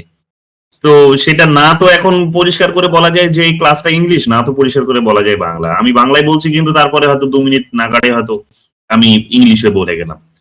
এটা একটা কি হয়েছে, যে এটা একটা স্বাভাবিকতা হয়ে গেছে নিজের সাথে দীর্ঘদিন ধরে পড়ানোর ফলে। নেক্সটে আমি ইউজির স্টুডেন্ট পড়াচ্ছি 2019 সাল থেকে। তারপরে কলেজে পড়িয়েছি ওখানে 9 মাস, ঠিক আছে, 2019 সালেই। তারপরে যাদবপুরে পড়াচ্ছি, এখনই নেটের স্টুডেন্ট পড়াচ্ছি 22 সাল থেকে। যাদবপুরে পড়াচ্ছি এই 1 বছর 2 মাস হতে চললো। এখন এই প্রবলেম গুলো হচ্ছে যে যেহেতু মিক্স স্টুডেন্টস রয়েছে, ফ্রম বোথ দি মিডিয়াম, তো ফলে আমাকে ওই প্রেজেন্টেশন দিতে হচ্ছে একটা, যে ব্যালেন্স করে। এটা এটা এটা কি আমাদের ক্ষেত্রে, মানে বিশেষ করে আমার ক্ষেত্রে কি কোনো প্রবলেম হতে পারে, যে আমি তো সত্যি বাংলায় সাবলীন নই, ইংলিশেও খুব একটা যে সাবলীন সেটাও নই, মানে নাগাড়ে বলতে গেলে, বিশেষ করে যেরকম সিনিয়র মানুষরা বসে থাকবে, তাদের সামনে আমি নাগাড়ে ইংলিশে বলে যাব, আমার তো ভয়টা ওটা কাজ করবে যে আমি যদি একটা দুটো ওয়ার্ড মিস করি আর ওনারা যদি ধরে ফেলেন, আমার ভয়টা কাজ করবে। তো এটা কি কোথাও প্রবলেমেটিক তোমার মনে হয়, যে আমি যদি যেভাবে আমি জেনারেলি পড়াই, ইংলিশ বাংলা জেনারেলি মিক্স থাকে আমার আলোচনার মধ্যে, মোস্টলি ইংলিশ টার্মিনোলজি থাকে, এটা কি কোনো প্রবলেম হতে পারে? মানে কি বলবে, তোমার অভিজ্ঞতা কি বলছে? আমি এক্ষেত্রে সাজেশন দেব। আমি নামটা এই মুহূর্তে উল্লেখ করতে পারছি না, নামটা নেওয়া উচিত হবে না। একজন রাষ্ট্রবিজ্ঞানের দিকপাল অধ্যাপক, রবীন্দ্রভারতী বিশ্ববিদ্যালয়ে পড়ান। ওনার ক্লাসে আমরা দেখতাম, স্যার যখন বাংলায় বলছেন, আমাদের যারা রবীন্দ্রভারতী স্টুডেন্ট আছো এই মুহূর্তে বা আপনারা আছেন, আপনারা একটু খেয়াল করুন, তাহলে পেয়ে যাবেন। উনি যখন পড়াতেন বা এখনো পড়ান, উনি যখন বাংলায় বলবেন তখন পুরোটা বাংলাতেই বলবেন, তখন কোনো ইংরেজি টার্ম একটা কিছু ব্যবহার করবেন না। তারপরে উনি ক্লাসের ইংরেজি স্টুডেন্টদের জন্য ইংরেজিতে প্রশ্ন করবেন, ইংরেজিতে বলবেন একই কথা, তখন কিন্তু আবার কোনো বাংলায় বলবেন না। সেক্ষেত্রে কি হয়, যখন আমরা বাংলা ইংরেজি মিলিয়ে বলবো, তখন না ইংরেজির ছেলেদের কাছে পুরোটা ক্লিয়ার হলো, না বাংলার ছেলেদের কাছে পুরোটা ক্লিয়ার। কিন্তু যখন বাংলায় বলবো তখন পুরোটাই বাংলায় বলবো, তার মানে বাংলার মিডিয়ামের ছেলেদের কাছে পুরো ব্যাপারটা ক্লিয়ার হলো। আবার যখন আমি ইংরেজিতে বলবো, তখন আমি পুরোটাই ইংরেজিতে বলবো, তখন বাংলার ব্যবহারই করবো না, মানে ইংরেজি ছেলেদের কাছে তখন আমার ব্যাপারটা পুরোপুরি ক্লিয়ার হলো। এখন এইটা অনেকেই ইন্টারভিউ বোর্ডে, আমি যে স্যারের কথা বলছি উনি নিজেও ইন্টারভিউ বোর্ডে থাকেন, এই প্রশ্নটা আমি ওনাকে করেছিলাম যে স্যার আমাদের তো অনেক সময় হয়ে যায় অর্ধেক বাংলায় বলছি অর্ধেক ইংরেজি বলছি, এটা উনি আমাকে বলেছিলেন যে না একদম করবি না, একদম করবি না। তোর যদি মনে হয় বাংলাটাই সাবলীল তাহলে পুরোপুরি ভালোভাবে বাংলায় বল, শুদ্ধ বাংলায় বল। আর যদি তোর মনে হয়ে থাকে না আমি ইংরেজিতে পারবো, তাহলে পরিষ্কার ইংরেজিতে বল। বাংলা আর ইংরেজি মিশিয়ে বলবো, এটা যেন কোনোভাবেই না হয়। Thank you, thank you, thank you. মানে আমার মনের মধ্যে এই দ্বন্দ্বটাই চলছিল যে কি হবে, কারণ জেনারেলি আমি হয় কি কিন্তু যে প্রথমেই যেটা উল্লেখ করেছি, হুম আমরা এখানে যারা আছি সবাই আমরা এক্সপার্ট, কিন্তু যেকোনো জিনিসকে মসৃণ করতে গেলে ঘষে ঘষে ঘষে ঘষে করতে হয় না, হুম হুম তারপরে সূক্ষ্মটা বেরিয়ে আসে। হুম আমরা যত বেশি আলোচনা করব তত বেশি বিভিন্ন এক্সপার্টদের কাছে বিভিন্ন বিষয় উঠে আসবে। হুম। এইটা আমার নিজের সমস্যা ছিল বলে আমি কিন্তু স্যারকে ক্লিয়ারলি জিজ্ঞাসা করেছিলাম, আপনি তো পড়ান ক্লাসে, যখন দেখি বাংলায় বলছেন পুরো বাংলায়, ইংরেজিতে বলছেন পুরো বাংলায়, হ্যাঁ এটাই হওয়া উচিত। কারণ তুমি যখন বাংলা ইংরেজি মিশিয়ে বলবে তখন না বাংলার ছেলেদের কাছে ক্লিয়ার হবে না ইংরেজি ছেলেদের কাছে ক্লিয়ার। আশা করি বোঝাতে পারলাম। একদম একদম একদম, বাট এই যে একটা বিষয়টা সমস্যা নিয়ে দেখি। হুম যে বিষয়টা নিয়ে আমি কোনো কথা বললাম না, হুম, যেটা আমার বলা উচিত ছিল, বলো। আজকে আর সময়ের জন্য হবে না, পরে যদি কোনোদিন সময় পাই আলোচনা করবো, সেটা হচ্ছে পাবলিকেশন, পিএইচডি, এমফিল যাদের আছে তাদের কিভাবে যত্ন নেওয়া দরকার। এটার একটা টপিক পুরো আমার ইউটিউব চ্যানেলে দেওয়া রয়েছে, ডক্টর মইদুল ইসলাম, চ্যানেলে সার্চ করলে পাওয়া যাবে। আর যদি কোনোদিন আমাকে আসতে হয় তাহলে আমি সেদিনে ক্লিয়ার করে দেবো। ধন্যবাদ, ধন্যবাদ। তোমরা প্রত্যেকেই মানে মানে এই ফায়দাটা নেওয়ার তোলার চেষ্টা করো। দাদা অলরেডি তো বলে দিয়েছেন, তো সেটা তো হাতের কাছে পেয়ে যাবে, বাট সেখান থেকে হয়তো ফার্দার তোমাদের কোয়েশ্চেন তৈরি হতে পারে। সো ওটা আগে দেখে নাও, তারপর নয় আমরা দাদাকে আরেকবার ডাকবো, বিরক্ত করব। এবং তোমরা যাদের নিজেদের তো পরিচিতি আছে তারা তো পেয়েই যাচ্ছ, খুব ভালো। বাট ওই জেনারেলি কি হয় আমাদের ক্লাসে, মানে একটা ক্লাসের জন্য তো নির্দিষ্ট সংখ্যায় বাধা থাকে, মানে একটা মানে সেমিস্টারে।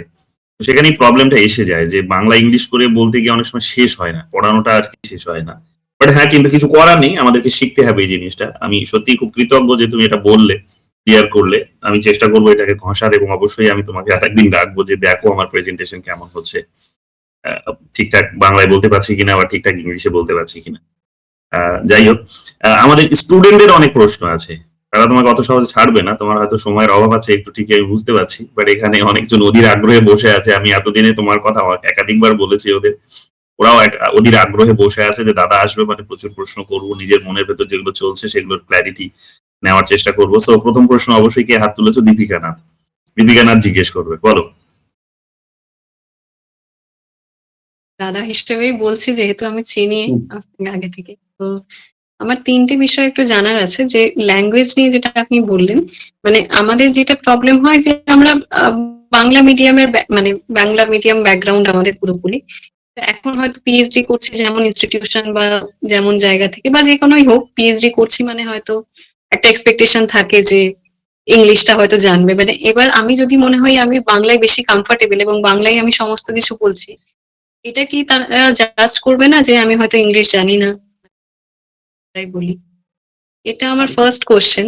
আরেকটা হচ্ছে যদি আমি প্রথম প্রশ্নটার উত্তরটা দিয়ে নিই। আপনি যাকে প্রশ্নটা করছেন সে নিজে বাংলা মিডিয়ামের ছাত্র, সে টোটাল ইন্টারভিউটা কভার করেছে বাংলাতে। আচ্ছা, মানে এটা আমার একটু মনে হচ্ছিল, কারণ অনেকে তো অনেক কিছু বলেন শুনেছি যেটা, তো সেই কারণে। নেক্সট হচ্ছে আচ্ছা, মানে আপনি ডেমো নিয়ে অনেক কিছুই বললেন, তো আমি চাইছিলাম একটু যে ডেমোটা আপনি কিভাবে দিয়েছেন বা কিভাবে দিলে বেটার হয়, যেহেতু সিএসসি পাওয়ার পরেও আপনার একটা টিচিং এক্সপিরিয়েন্স বা তার আগেও অনেকটা লম্বা একটা এক্সপিরিয়েন্স আছে সেই বিষয়টা, এবং আপনার যে টপিক গুলো আপনি বলেছিলেন যে স্পেশাল পেপার সেইগুলো, তো সেখান থেকে রেফারেন্স ধরো আমরা অনেক কিছুই পড়েছি, তো আপনার মতে কোন বইগুলো ভালো, যদি একটু বলেন। এগুলো লম্বা ব্যাপার, আবারও সেই একই জিনিস বললাম যে রেফারেন্স তো আপনি যদি আমাকে বলতে হবে না, আপনি যে কোনো ইউনিভার্সিটির সিলেবাসে চলে যান, এক গাদা ভালো ভালো রেফারেন্স রয়েছে, কিন্তু এটা বিষয় নয়।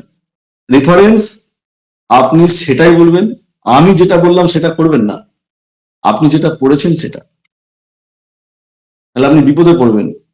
হুট করে কে জিজ্ঞেস করে বসতে হবেন, আচ্ছা আপনি ওপি গাভার এই বইটা বললেন, আচ্ছা বলুন তো এটা মোটামুটি কতগুলো পাতা আছে, কন্টেন্টটা কি রয়েছে, এই বইটাকে আপনি অন্য বইয়ের থেকে আলাদা কেন ভাবলেন, কেন এটা রেফারেন্স দিলেন? এটা এরকম ঘটনা ঘটেছে। যদি একবার প্রমাণিত হয়ে যায় যে আপনি চিট করেছেন, আপনি বইটা পড়েননি আপনি বলেছেন, এই মাইনাসটা যে কোন পর্যায়ে যাবে আপনি ভাবতে পারবেন না। আমি তো আপনাকে রেফারেন্স বলতে বললে এক্ষুনি এক গাদা 50টা রেফারেন্স দিয়ে দেবো না, আমি বলবো না। আমি কেন আপনাকে রেফারেন্স বলবো? আপনি যেটা পড়েছেন সেটা তো আপনি বলুন। মানে আপনি রেফারেন্স কোন স্টুডেন্টকে আপনি ক্লাসে দিচ্ছেন, মানে কি? তার মানে আপনি একজন টিচার হিসেবে আপনি জানেন যে এই বইটা ভালো। তাহলে আপনি জানলেন কখন? আপনি বইটা পড়েছেন, আপনি অন্য বইয়ের সঙ্গে কম্পেয়ার করেছেন, তবে তো আপনি জানেন। তাহলে আপনি পড়লেন না, আপনি অন্য বইয়ের সঙ্গে কম্পেয়ার করলেন না, তাহলে আপনি একটা স্টুডেন্টকে এটা ভালো বলছেন কিভাবে? আশা করি বোঝাতে পারলাম। আচ্ছা, আর ডেমোটা নিয়ে যদি একটু ব্রিফলি যদি বলি, কোনটা কোনটা? ডেমো কিভাবে দিলে বেটার হয়, কারণ 2-3 মিনিটের মধ্যে কিভাবে প্রেজেন্ট করলে সেটা বেটার হবে? না, 2-3 মিনিটের মধ্যে তো আপনি বলবেন না। আপনি যখন কোনো ডেমো দিচ্ছেন তখন সেটা একেবারে কোথা থেকে এসেছে, আর সেই বিষয়টা কি। যখন আমরা একটা পাবলিকেশন লিখি, অ্যাবস্ট্রাক্ট একটা দিই, তারপরে তার একটা ইন্ট্রোডাকশন দিই, তারপরে তার রিভিউ লিটারেচারটা নিই, তারপর আমরা কনক্লুশনে যাচ্ছি পরপর। ঠিক সেভাবে আপনি সাজিয়ে নেবেন। আপনি যখন একটা বিষয়ে ডেমো দিচ্ছেন, ধরে নিন আপনি ভারতীয় রাষ্ট্রপতির উপরে ডেমো দিচ্ছেন, ভারতীয় রাষ্ট্রপতির ধারণাটা অন্য কোনো স্টেট থেকে এসেছে কিনা, অন্য কোনো রাষ্ট্র থেকে, বা সংবিধানে কত নাম্বার ধারায় রয়েছে, রাষ্ট্রপতি আসলে কে, তারপরে আপনি রাষ্ট্রপতির যোগ্যতা, আপনি নির্বাচন, এইসব ব্যাপারে ঢুকছেন। আপনি আপনার মতো করে দিয়ে যাবেন, কোনখানটায় থামাবেন সেটা ওনারা বুঝবেন। মানে এমন নয় যে আপনাকে 2 মিনিটের মধ্যে পুরো কনক্লুশন সব রেডি করতে হবে।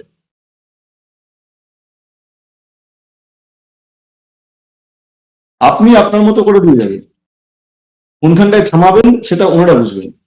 বা নাও থামাতে পারে, আপনাকে 5-7 মিনিটও বলতে দিতে হতে পারে। এমন ঘটনা ঘটেছে, কেউ হয়তো একটা ডেমো দিয়েছেন, তাকে বলা হলো আচ্ছা আর একটা ডেমো আপনি দিন তো। আমার জানাশোনা একজন সিনিয়র দাদাকে 4টে ডেমো দিতে দেওয়া হয়েছিল। আমরা অবাক হয়েছিলাম, তাকে ডেমোটাতে ইন্টারভিউ তার শেষ, আর তাকে কিছু জিজ্ঞেস করেন। বুঝতে পারলাম? হ্যাঁ দাদা, থ্যাংক ইউ। ওকে, নেক্সট প্রশ্ন আমাদের কাজরি পাল করবে, আমাদের স্টুডেন্ট। বলো।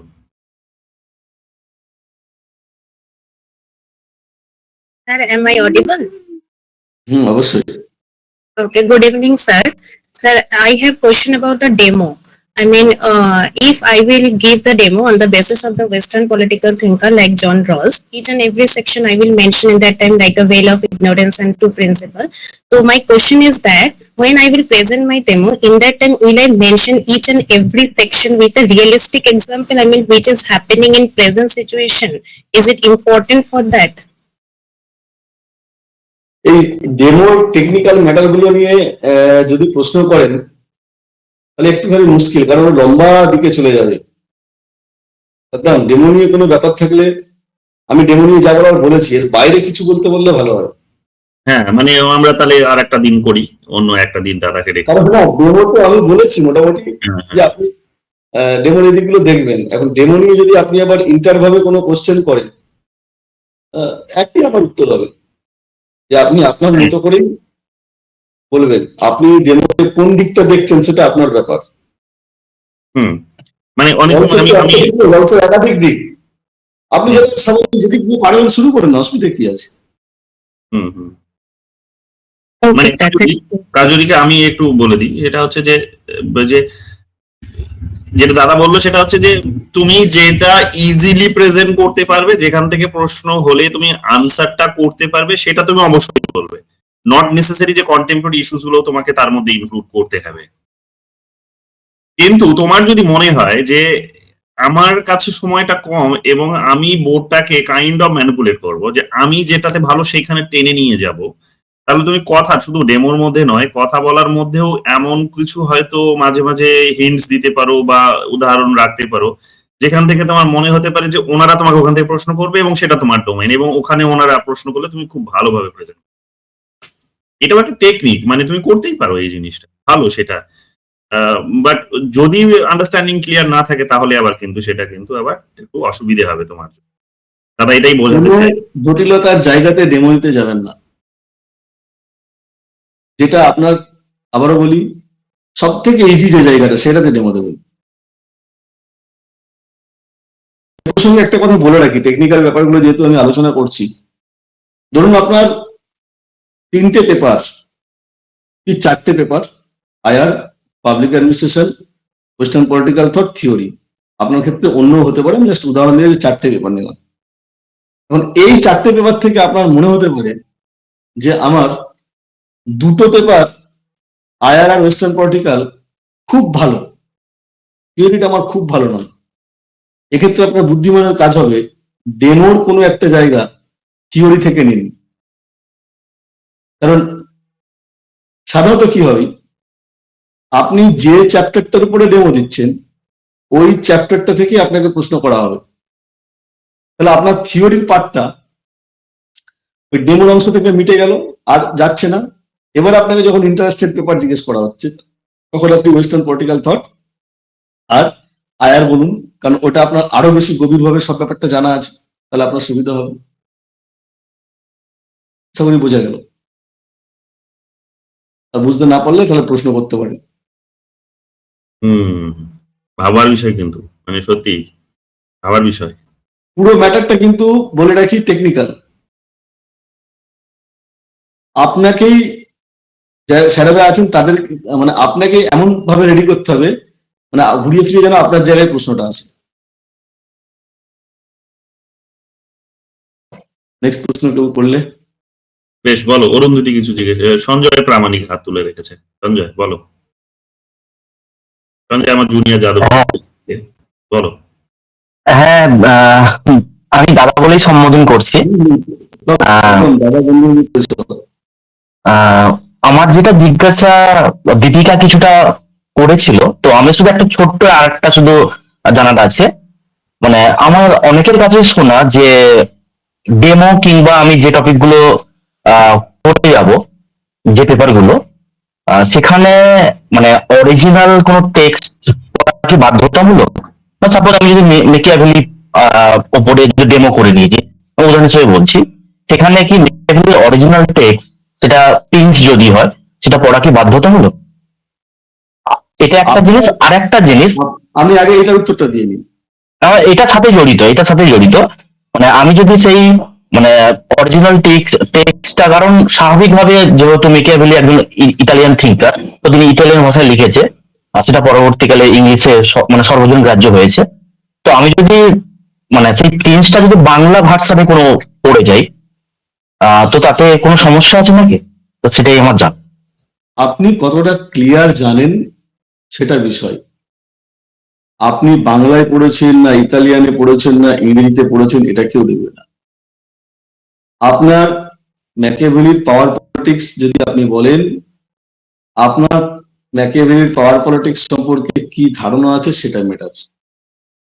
আর আপনি নিশ্চয় রেফারেন্স, এই রেফারেন্স সম্পর্কে ধারণাটা অনেকের ক্লিয়ার নয়। রেফারেন্সটা আপনাকে কি জিজ্ঞেস করা হয়, মানে ধরুন আপনি একটা টপিক পড়াচ্ছেন ক্লাসে, আপনি পড়েছেন বলে নয়, এবারে আপনি ছাত্রছাত্রীদেরকে কোন বইটা সাজেস্ট করবেন? আপনি নিশ্চয়ই ছাত্রছাত্রীকে আপনার ক্লাসের টেক্সটটা সাজেস্ট করবেন, আপনি নিশ্চয়ই ম্যাকিয়াভেলিটা সাজেস্ট করবেন না। এই ক্ষেত্রে আপনাকে মনে রাখতে হবে, আপনাকে প্রথম যেটা করতে হবে যে স্যার আমি এই টেক্সট বইটা রেফারেন্স করব, তার সঙ্গে ম্যাকিয়াভেলির ডিফারেন্সটা পড়ে নিলে ভালো হয়। মানে আপনি কিন্তু রেফারেন্সটা ছাত্রদেরকে ক্লাসে দিচ্ছেন, ইন্টারভিউ বোর্ডে দিচ্ছেন, মানে টিচারদেরকে নয়, আপনার ক্লাসের ছাত্রদেরকে। তাহলে যে বইটা থেকে আপনি ভালোভাবে পড়েছেন বা জেনেছেন আপনি সেটা সম্পর্কে দেবেন। ক্লিয়ার হলো আমার কথাটা? হ্যাঁ, ক্লিয়ার হয়েছে। ধন্যবাদ দাদা। বেশ, নেক্সট হাত তুলে রেখেছে অরুন্ধতী দাস। বলো অরুন্ধতী। অরুন্ধতী আমাদের স্টুডেন্ট। হ্যাঁ স্যার, আমার প্রশ্নটা হলো, ধরুন আমি এখন যে বিষয়ের উপর পিএইচডি করছি, তো ধরুন রবীন্দ্রনাথের উপর আমার পিএইচডি চলছে। তো যেহেতু আমি অলরেডি পিএইচডি করছি, তো রবীন্দ্রনাথ আমাদের ইন্ডিয়ান থিঙ্কারের মধ্যে রবীন্দ্রনাথও আছেন। তো আমি কি তখন, যেহেতু পিএইচডিটা করা, সেখানে আমার রবীন্দ্রনাথ বিষয়ে অনেকটা জানা আছে, আমি কমফোর্টেবল, তো আমি কি রবীন্দ্রনাথের বিষয়ে সেখানে ডেমোটা দিতে পারি? ওনার ন্যাশনালিজম দিয়ে একটা ডেমো দিলাম, তো সেটা কি? আর হচ্ছে যদি ধরুন ডেমোটা দিলাম, কিন্তু সেটা হচ্ছে বর্তমান রাজনৈতিক সময়ের সাথে সেটা কন্ট্রোভার্সিয়াল কিছু একটা, তো সেটাকে কি অ্যাভয়েড করা যাবে নাকি সেটা? আপনাকে প্রশ্ন করলে উত্তর দিতে হবে, আচ্ছা, প্রশ্ন করতেই পারে। আর যদি আপনার বিষয়টার সঙ্গে বর্তমান রাজনীতির প্রেক্ষাপটে অনেক কিছু মেলে, আমাদের পলিটিক্যাল সায়েন্সের লোকেরা বিভিন্ন মানে অনেক ছেলেরা আছেন বিভিন্ন মিডিয়াতে তারা বসেন, তারা তো একদম পুরো অস্ত্র পেয়ে যাবে আপনার কাছে, প্রশ্ন আপনাকে করতেই পারে, এটাই জানার ছিল। প্রশ্ন করতেই পারে। আর আপনি আপনার সাবলীল জায়গা থেকে দেবেন, সমস্যা নেই। রবীন্দ্রনাথের উপরে যদি আপনার মনে হয় যে আমি যথেষ্ট পড়াশোনা করেছি, এটা হলে আমার পক্ষে সহজ, সেটাই দেবেন, ঠিক কিছু আছে। যায় আসে না। নেক্সট প্রশ্ন একতা ঘোষ।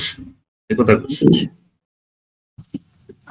আমি দাদা বলেই সম্বোধন করছি। শুভ সন্ধ্যা দাদা, তোমার থেকে খুব ভালো মানে জানতে পারলাম সবকিছু।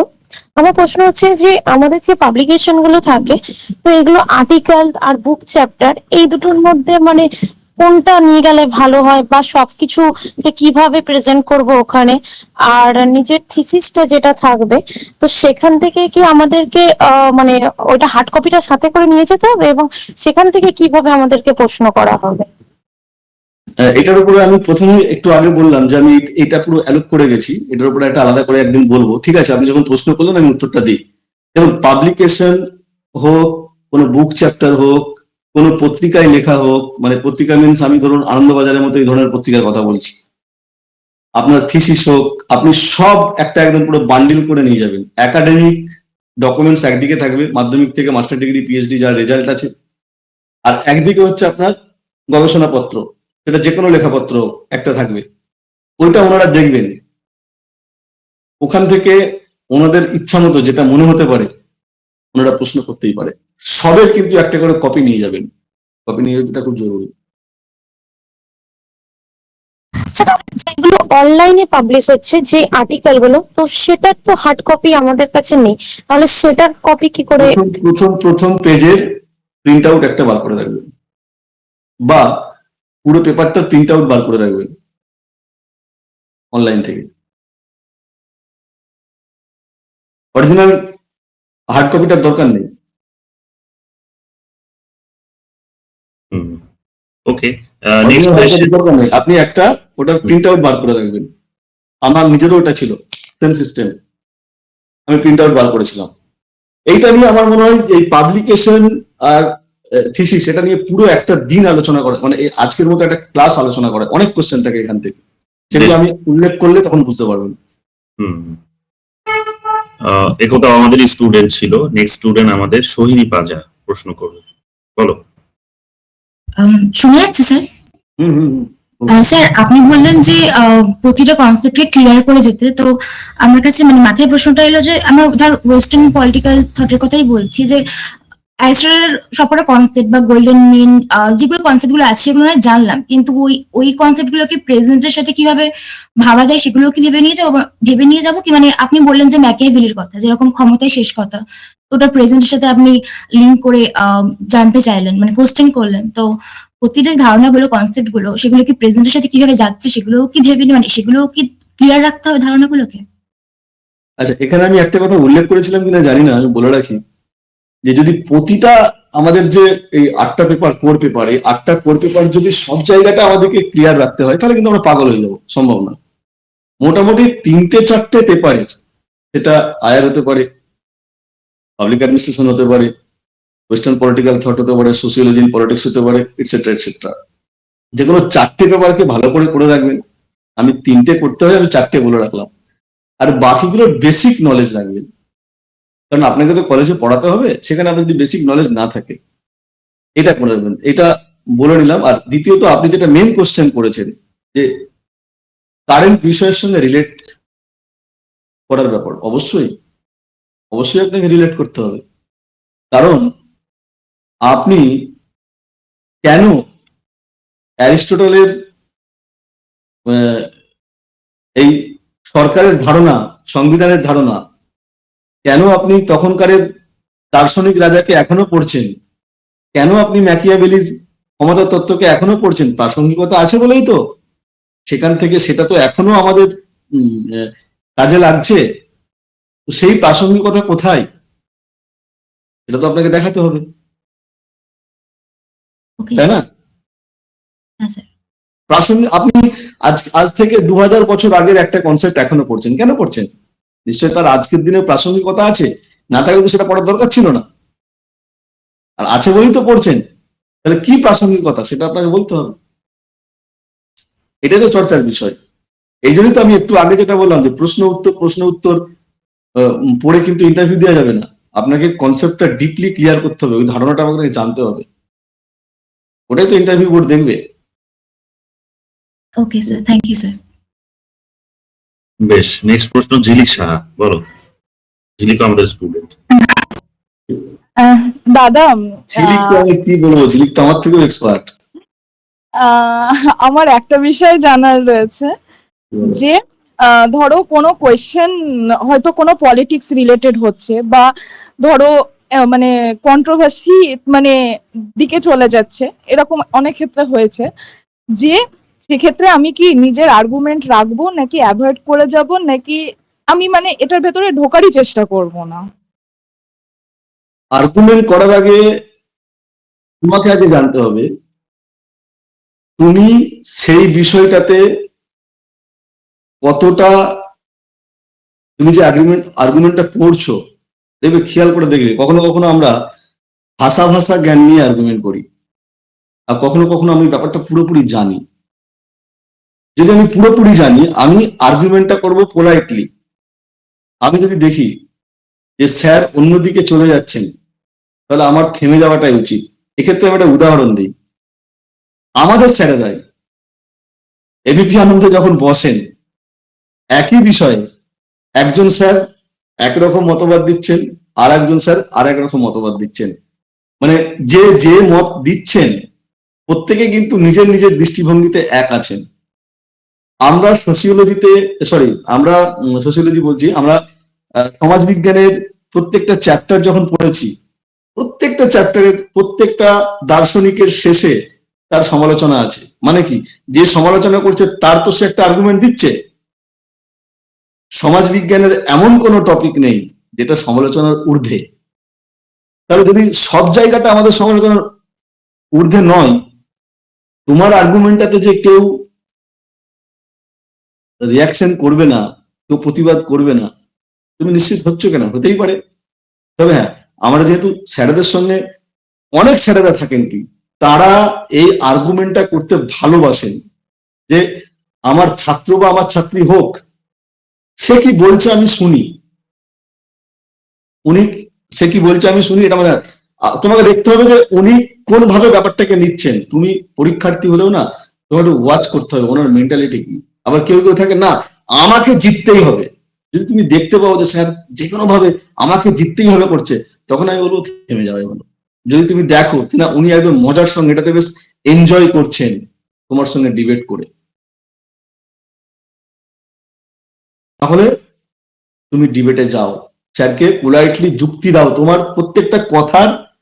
এই যে আমি এতক্ষণ তোমাদের সঙ্গে কথা বলছি, আমি কথা বলতে বলতে আমি প্রত্যেকটার একটা করে যুক্তি দেওয়ার চেষ্টা করছি। যখন দেখবে তুমি যুক্তি দিচ্ছ, তখন ওনার শুনতে ভালো লাগবে, যারা এর কাছে তো নতুন কিছু বেরোচ্ছে। দেখো সমাজবিজ্ঞানের এত চর্চা আমাদের হয় কেন? এত চর্চা হয় এই কারণে যে আমি একটা বিষয়কে নিয়ে একরকম ভাবে দেখাচ্ছি, সাবধান দেখছি যে না দাদা তো যেই দিকগুলো বললো এটা তো আমার ভাবনার মধ্যে ছিল না, বা আমার আগে যে দুজন তিনজন টিচাররা যে বিভিন্ন বিষয় নিয়ে কথা বলেছেন, তারা তাদের দৃষ্টিভঙ্গির কথা বলেছেন। তাহলে কি হচ্ছে, আমার থেকে কিছু পাওয়া গেল, বাকিদের থেকে কিছু পাওয়া গেল। আর্গুমেন্টটা তো আমাদের খুব দরকার, কিন্তু হ্যাঁ আমরা যখন আর্গুমেন্ট করব, যেহেতু আমরা ছাত্র, আর্গুমেন্ট করতে করতে কোনোভাবেই যেন আমরা একদম হাই টেম্পারে পৌঁছে না যাই। বুঝা গেল ঝিলিক? হ্যাঁ, তার মানে বলতে চাইছো যে আমরা ওয়েট অ্যান্ড ওয়াচ ডিপ্লোমেসি সেখানেও নেব। একদম ওয়েট অ্যান্ড ওয়াচ ডিপ্লোমেসিতে আমরা চলবো। আমি তো প্রথমেই বললাম, তুমি তো আমার থেকে বেশি এক্সপার্ট, তোমাকে আমি কি বলবো বলো। অনেক ধন্যবাদ দাদা। বেশ, খুব ভালো। নেক্সট প্রশ্ন নাজমুন নেশা করবে, বলো। হ্যালো, শোনা যাচ্ছে স্যার? পরিষ্কার শুনতে পাচ্ছি। শুভ সন্ধ্যা স্যার। আমার একটু মানে দুটো ছোট্ট বিষয়ে জানার, আপনি অনেক বলেছেন, তারপরে আমার মনে হলো তাই মানে জিজ্ঞেস করছি। বলছিলাম প্রথম জানার বিষয় হচ্ছে, আপনি বললেন যে আপনি মানে বাংলাতে ইন্টারভিউটা দিয়েছেন এবং আমি নিজেও বাংলা ব্যাকগ্রাউন্ডের, ইংলিশে একটু আমার আমি একা নয়, একাধিক ক্যান্ডিডেট। হ্যাঁ সেটাই বলছিলাম। তো আপনি যখন নিজে মানে ইন্টারভিউটা বাংলাতে বললেন, তখন যে ইন্টারভিউ বোর্ডে যে স্যাররা উপস্থিত ছিলেন, তিনারাও কি আপনার সঙ্গে মানে বাংলায় কমিউনিকেট করলেন, না তিনারা তিনাদের মতে সেই কথা বললেন আর আপনি বেঙ্গলিতে বললেন? কমপ্লিটলি বাংলায়। ওনারা কেউ একটা ওয়ার্ডও আমার সঙ্গে ইংরেজিতে ব্যবহার করেননি। আচ্ছা, থ্যাংক ইউ স্যার। আর আরেকটা বিষয় আমার জানার, আপনি এটা অনেকবার বলেছেন, বাট আমার আরেকটু মানে বিষয়টা জানার জন্য বলছি যে অনেক সময় হয়, যেমন আমরা বাংলা মিডিয়াম থেকে এসেছি বলে আমরা অনেক বাংলা বই পড়ি, যেগুলো আমাদের স্যারেদের সামনে বললে মানে স্যারেরা একটু নাকশিট কই যে এই বই এটা চলবে না, কিন্তু আমাদের ইউজি সিলেবাস বলুন বা ইউনিভার্সিটি সিলেবাস বা কলেজের সিলেবাসে আমাদের নিচে টপিকের নিচে রেফারেন্স দেওয়া থাকে, বাট সেই রেফারেন্সের বাইরে এমন বই হয়তো আমি পড়েছি যেটা আমার মনে হয়েছে বাংলা মিডিয়ামের স্টুডেন্ট হিসাবে খুব ভালো লেগেছে বা আমি সহজে বুঝতে পেরেছি। তো সেক্ষেত্রে ইন্টারভিউ বোর্ডে আপনি বললেন যে আমি যখন রেফারেন্সটা দিব, তখন সেক্ষেত্রে আমাকে মাথায় রাখতে হবে আমি স্টুডেন্টদের জন্য বলছি সেই বিষয়টা জানে তারা বুঝতে পারে। তো সেক্ষেত্রে আমি হয়তো ইংলিশ বই বললাম যেগুলো সিলেবাসে আছে বা আমি পড়েছি, কিন্তু এমন বই কি বলা যেতে পারে যেটা সিলেবাসের ওই টপিকের বিভিন্ন ইউনিভার্সিটির রেফারেন্সে দেওয়া নেই, কিন্তু আমার মনে হয়েছে সেটা পড়ে আমি স্বাচ্ছন্দ্য বোধ করেছি, এবং আমার মতো অনেক স্টুডেন্টই আছে যারা বেঙ্গলি মিডিয়াম থেকে আসছে, তাদের সেটা পড়লে সুবিধা হবে। তো সেই বিষয়ে কি আমি সেই জায়গাটায় সেই উদাহরণটা দিতে পারি রেফারেন্সটা, নাকি আমি ওটাকে মানে বাদ দিব, সেটা বলবো না, যেহেতু কিছু বই আছে স্যারেরা নাকশিট কই এরকম আছে যে পড়তে হবে না, এটা পড়ার দরকার নেই বা এই বইটা ভালো না, এরকম অনেক আমার সঙ্গে হয়েছে বলেছে। এটা যদি আপনি বলতেন। তোমার সঙ্গে যখন হয়েছে, আমি তখন আরেকটা কথা বলি। বর্ধমান বিশ্ববিদ্যালয়ের অভিজ্ঞতা আছে আমার। আমি রবীন্দ্র ভারতীতে মাস্টার্স করার আগে, তখন তো ম্যানুয়াল ছিল, বেশ কয়েকদিন আগে বর্ধমানে ক্লাস করেছিলাম, তারপরে আমি রবীন্দ্র ভারতী গিয়েছিলাম। রবীন্দ্র ভারতী বর্ধমানে কোনো একজন স্যারকে দেখেছিলাম, বর্ধমানেরই কোনো এক স্যার, বাংলায় লেখেছে বলে বইটা, আমরা যা বইটা বলেছিলাম, স্যার এতটাই তাচ্ছিল্য করেছিলেন এই বাংলা বই নিয়ে, আমরা পুরো অবাক হয়ে গিয়েছিলাম যে এরকম একজন স্যার সম্পর্কে বলতে পারেন। এই অভিজ্ঞতা অনেক আছে। দেখো, এটা কারো ভালো লাগবে, কারো খারাপ লাগবে, সাধারণত যেটা ঘটে দেখবে এক একটা ঘরনাতে এক একটা লেখকের বই চলে। আমরা যারা পুরোনো দিনে পড়াশোনা করেছি, আমাদের সময়ের ভারতীয় শাসন ব্যবস্থার উপরে আমাদের ছাত্রদের কাছে, আমরা যখন ছাত্র ছিলাম, খুব জনপ্রিয় একটা বই ছিল নিমাই প্রামাণিকের ভারতীয় শাসন ব্যবস্থা রাজনীতি। সেই বইটাই এখন কিন্তু আর নতুন করে নেই, এখন নতুন নতুন অনেক লেখক হয়েছে, তারা পড়েছে। এখন যাদের এজ 50 বছর প্লাস, মানে আমাদের থেকে অনেক সিনিয়র টিচার, তারা দেখবে এই নতুন বইগুলো সম্পর্কে তাদের কোনো ধারণাই নেই। তখন তারা মনে করে এই বইটা আবার কে লেখক, কবে লিখলো, পড়েননি, বুঝেননি। এখন এটা আমাদের যে মানুষের একটা নেচার থাকে না, যে মানে কি বলবো, মানুষ সম্পর্কে তো ম্যাকিয়াভেলি, হবস অনেক কথাই বলেছে, ওগুলো বুঝে নাও, একটু বলেন, চেষ্টা করো একটুখানি রেপুটেড বইগুলোর নাম বলার, তার সঙ্গে হয়তো বাংলা বইগুলোর নাম যোগ করতে পারো। চেষ্টা করো রেপুটেড নামগুলো, এটা হয়, এটা আমি তোমার সঙ্গে একমত। নতুন নতুন লেখকের বাংলা বই দেখলে অনেকে একটু তাচ্ছিল্য করে। Thank you. খুব ভালো। নেক্সট প্রশ্ন হাত তুলে রেখেছে রানী কুমারী। রানী কুমারী, আমি যদি ভুল না হই তাহলে সেন্টারে পিএইচডি করছে, আমার পরিচিত একজন। বলো। Thank you, Sadam. Hello, sir. Thank you so much for this session. আমার কোয়েশ্চেন আছে কি, আমি বাংলা শুধু বলতে পারি, লিখতে আর পড়তে পারি না, তো সেটা কি একটা নেগেটিভ ইমপ্রেশন ডালবে বোর্ডতে? দুজো হচ্ছে কি, আমি জাস্ট পিএইচডি টা শুরু করেছি আর আমার শুধু একটাই পাবলিকেশন আছে। আমি ওয়াইল ডিপ্লোমাও করেছি, আমার ওইখানে একটা রেজিস্ট্রেশন দেওয়া আছে, বাট এটা পাবলিশ নয়। অ্যান্ড মাস্টার্সে আমি পেপার গুলো লিখেছি, তো সেটা পাবলিশ নয়, আমার শুধু একটাই পাবলিকেশন। সো এইটা কি নেগেটিভ ইমপ্রেশন ডালবে বোর্ডতে? দেখুন, আপনার পাবলিকেশন পিএইচডি তে নেগেটিভ ইমপ্রেশনের তো কোনো প্রশ্ন নেই, কারণ দেখবেন প্রত্যেকটা ক্ষেত্রে আমাদের নাম্বার আছে একাডেমিকে। মাস্টার ডিগ্রি পর্যন্ত পার্সেন্টেজের উপরে একটা নাম্বার, আপনার পাবলিকেশন এত সংখ্যা থাকলে এত নাম্বার, এমফিল থাকলে এত নাম্বার, নেটসেট থাকলে এত নাম্বার, পিএইচডি থাকলে এত নাম্বার। অথবা আপনার ওখানে সরঞ্জাম যতটা যা আছে, মেটেরিয়ালস, আপনি তত নাম্বার পাবেন। এবার আপনার থেকে যদি বেশি কারো থাকে, সে এগিয়ে যাবে। আর আপনি ল্যাঙ্গুয়েজ যেটা বললেন যে আপনি বাংলাটা শুধু বলতে পারেন, লিখতে পারেন না, জানতে পারেন না, অনেকটা আপনি এগিয়ে আছেন, আপনি বাংলাটা বলতে পারেন। আমার সঙ্গে আমি যখন যে কলেজে আগে স্যাক্ট ছিলাম, দুইজন উত্তরবঙ্গ থেকে একজন স্যার একজন ম্যাডাম জয়েন করেছিলেন।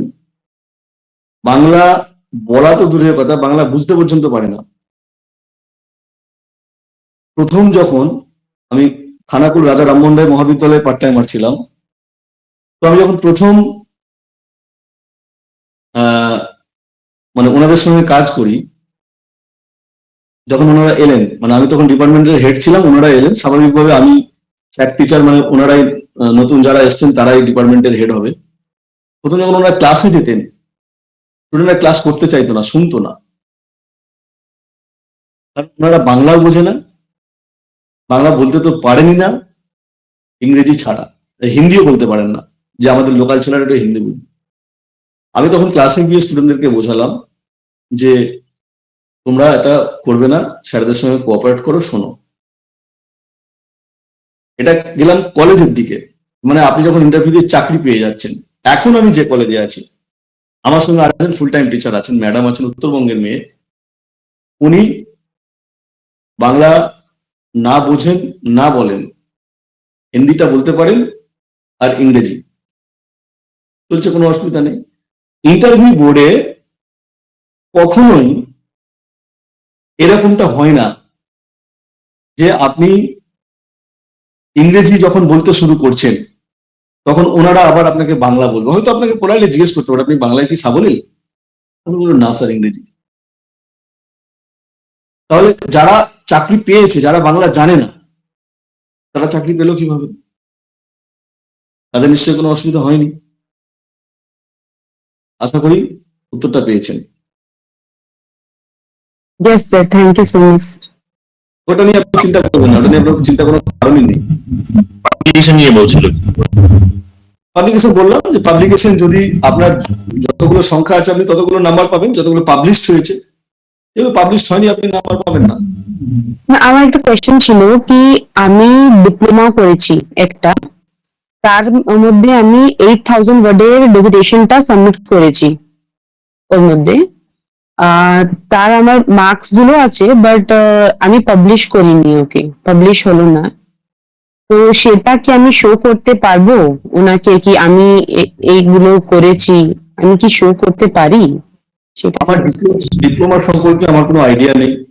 প্রথম কথা বলে রাখি যে আমি ডিপ্লোমাতে নাম্বার আছে বলে আমার তো মনে হয় জানাও নেই। এবার আপনি যেটা বলছেন, হতে পারে, আমার ওটা সম্পর্কে কোনো আইডিয়া নেই। ফর্ম যখন ফিল আপ করা হয়, আমি এটাই দেখেছি যে নেট, সেট, পিএইচডি বা পাবলিকেশন,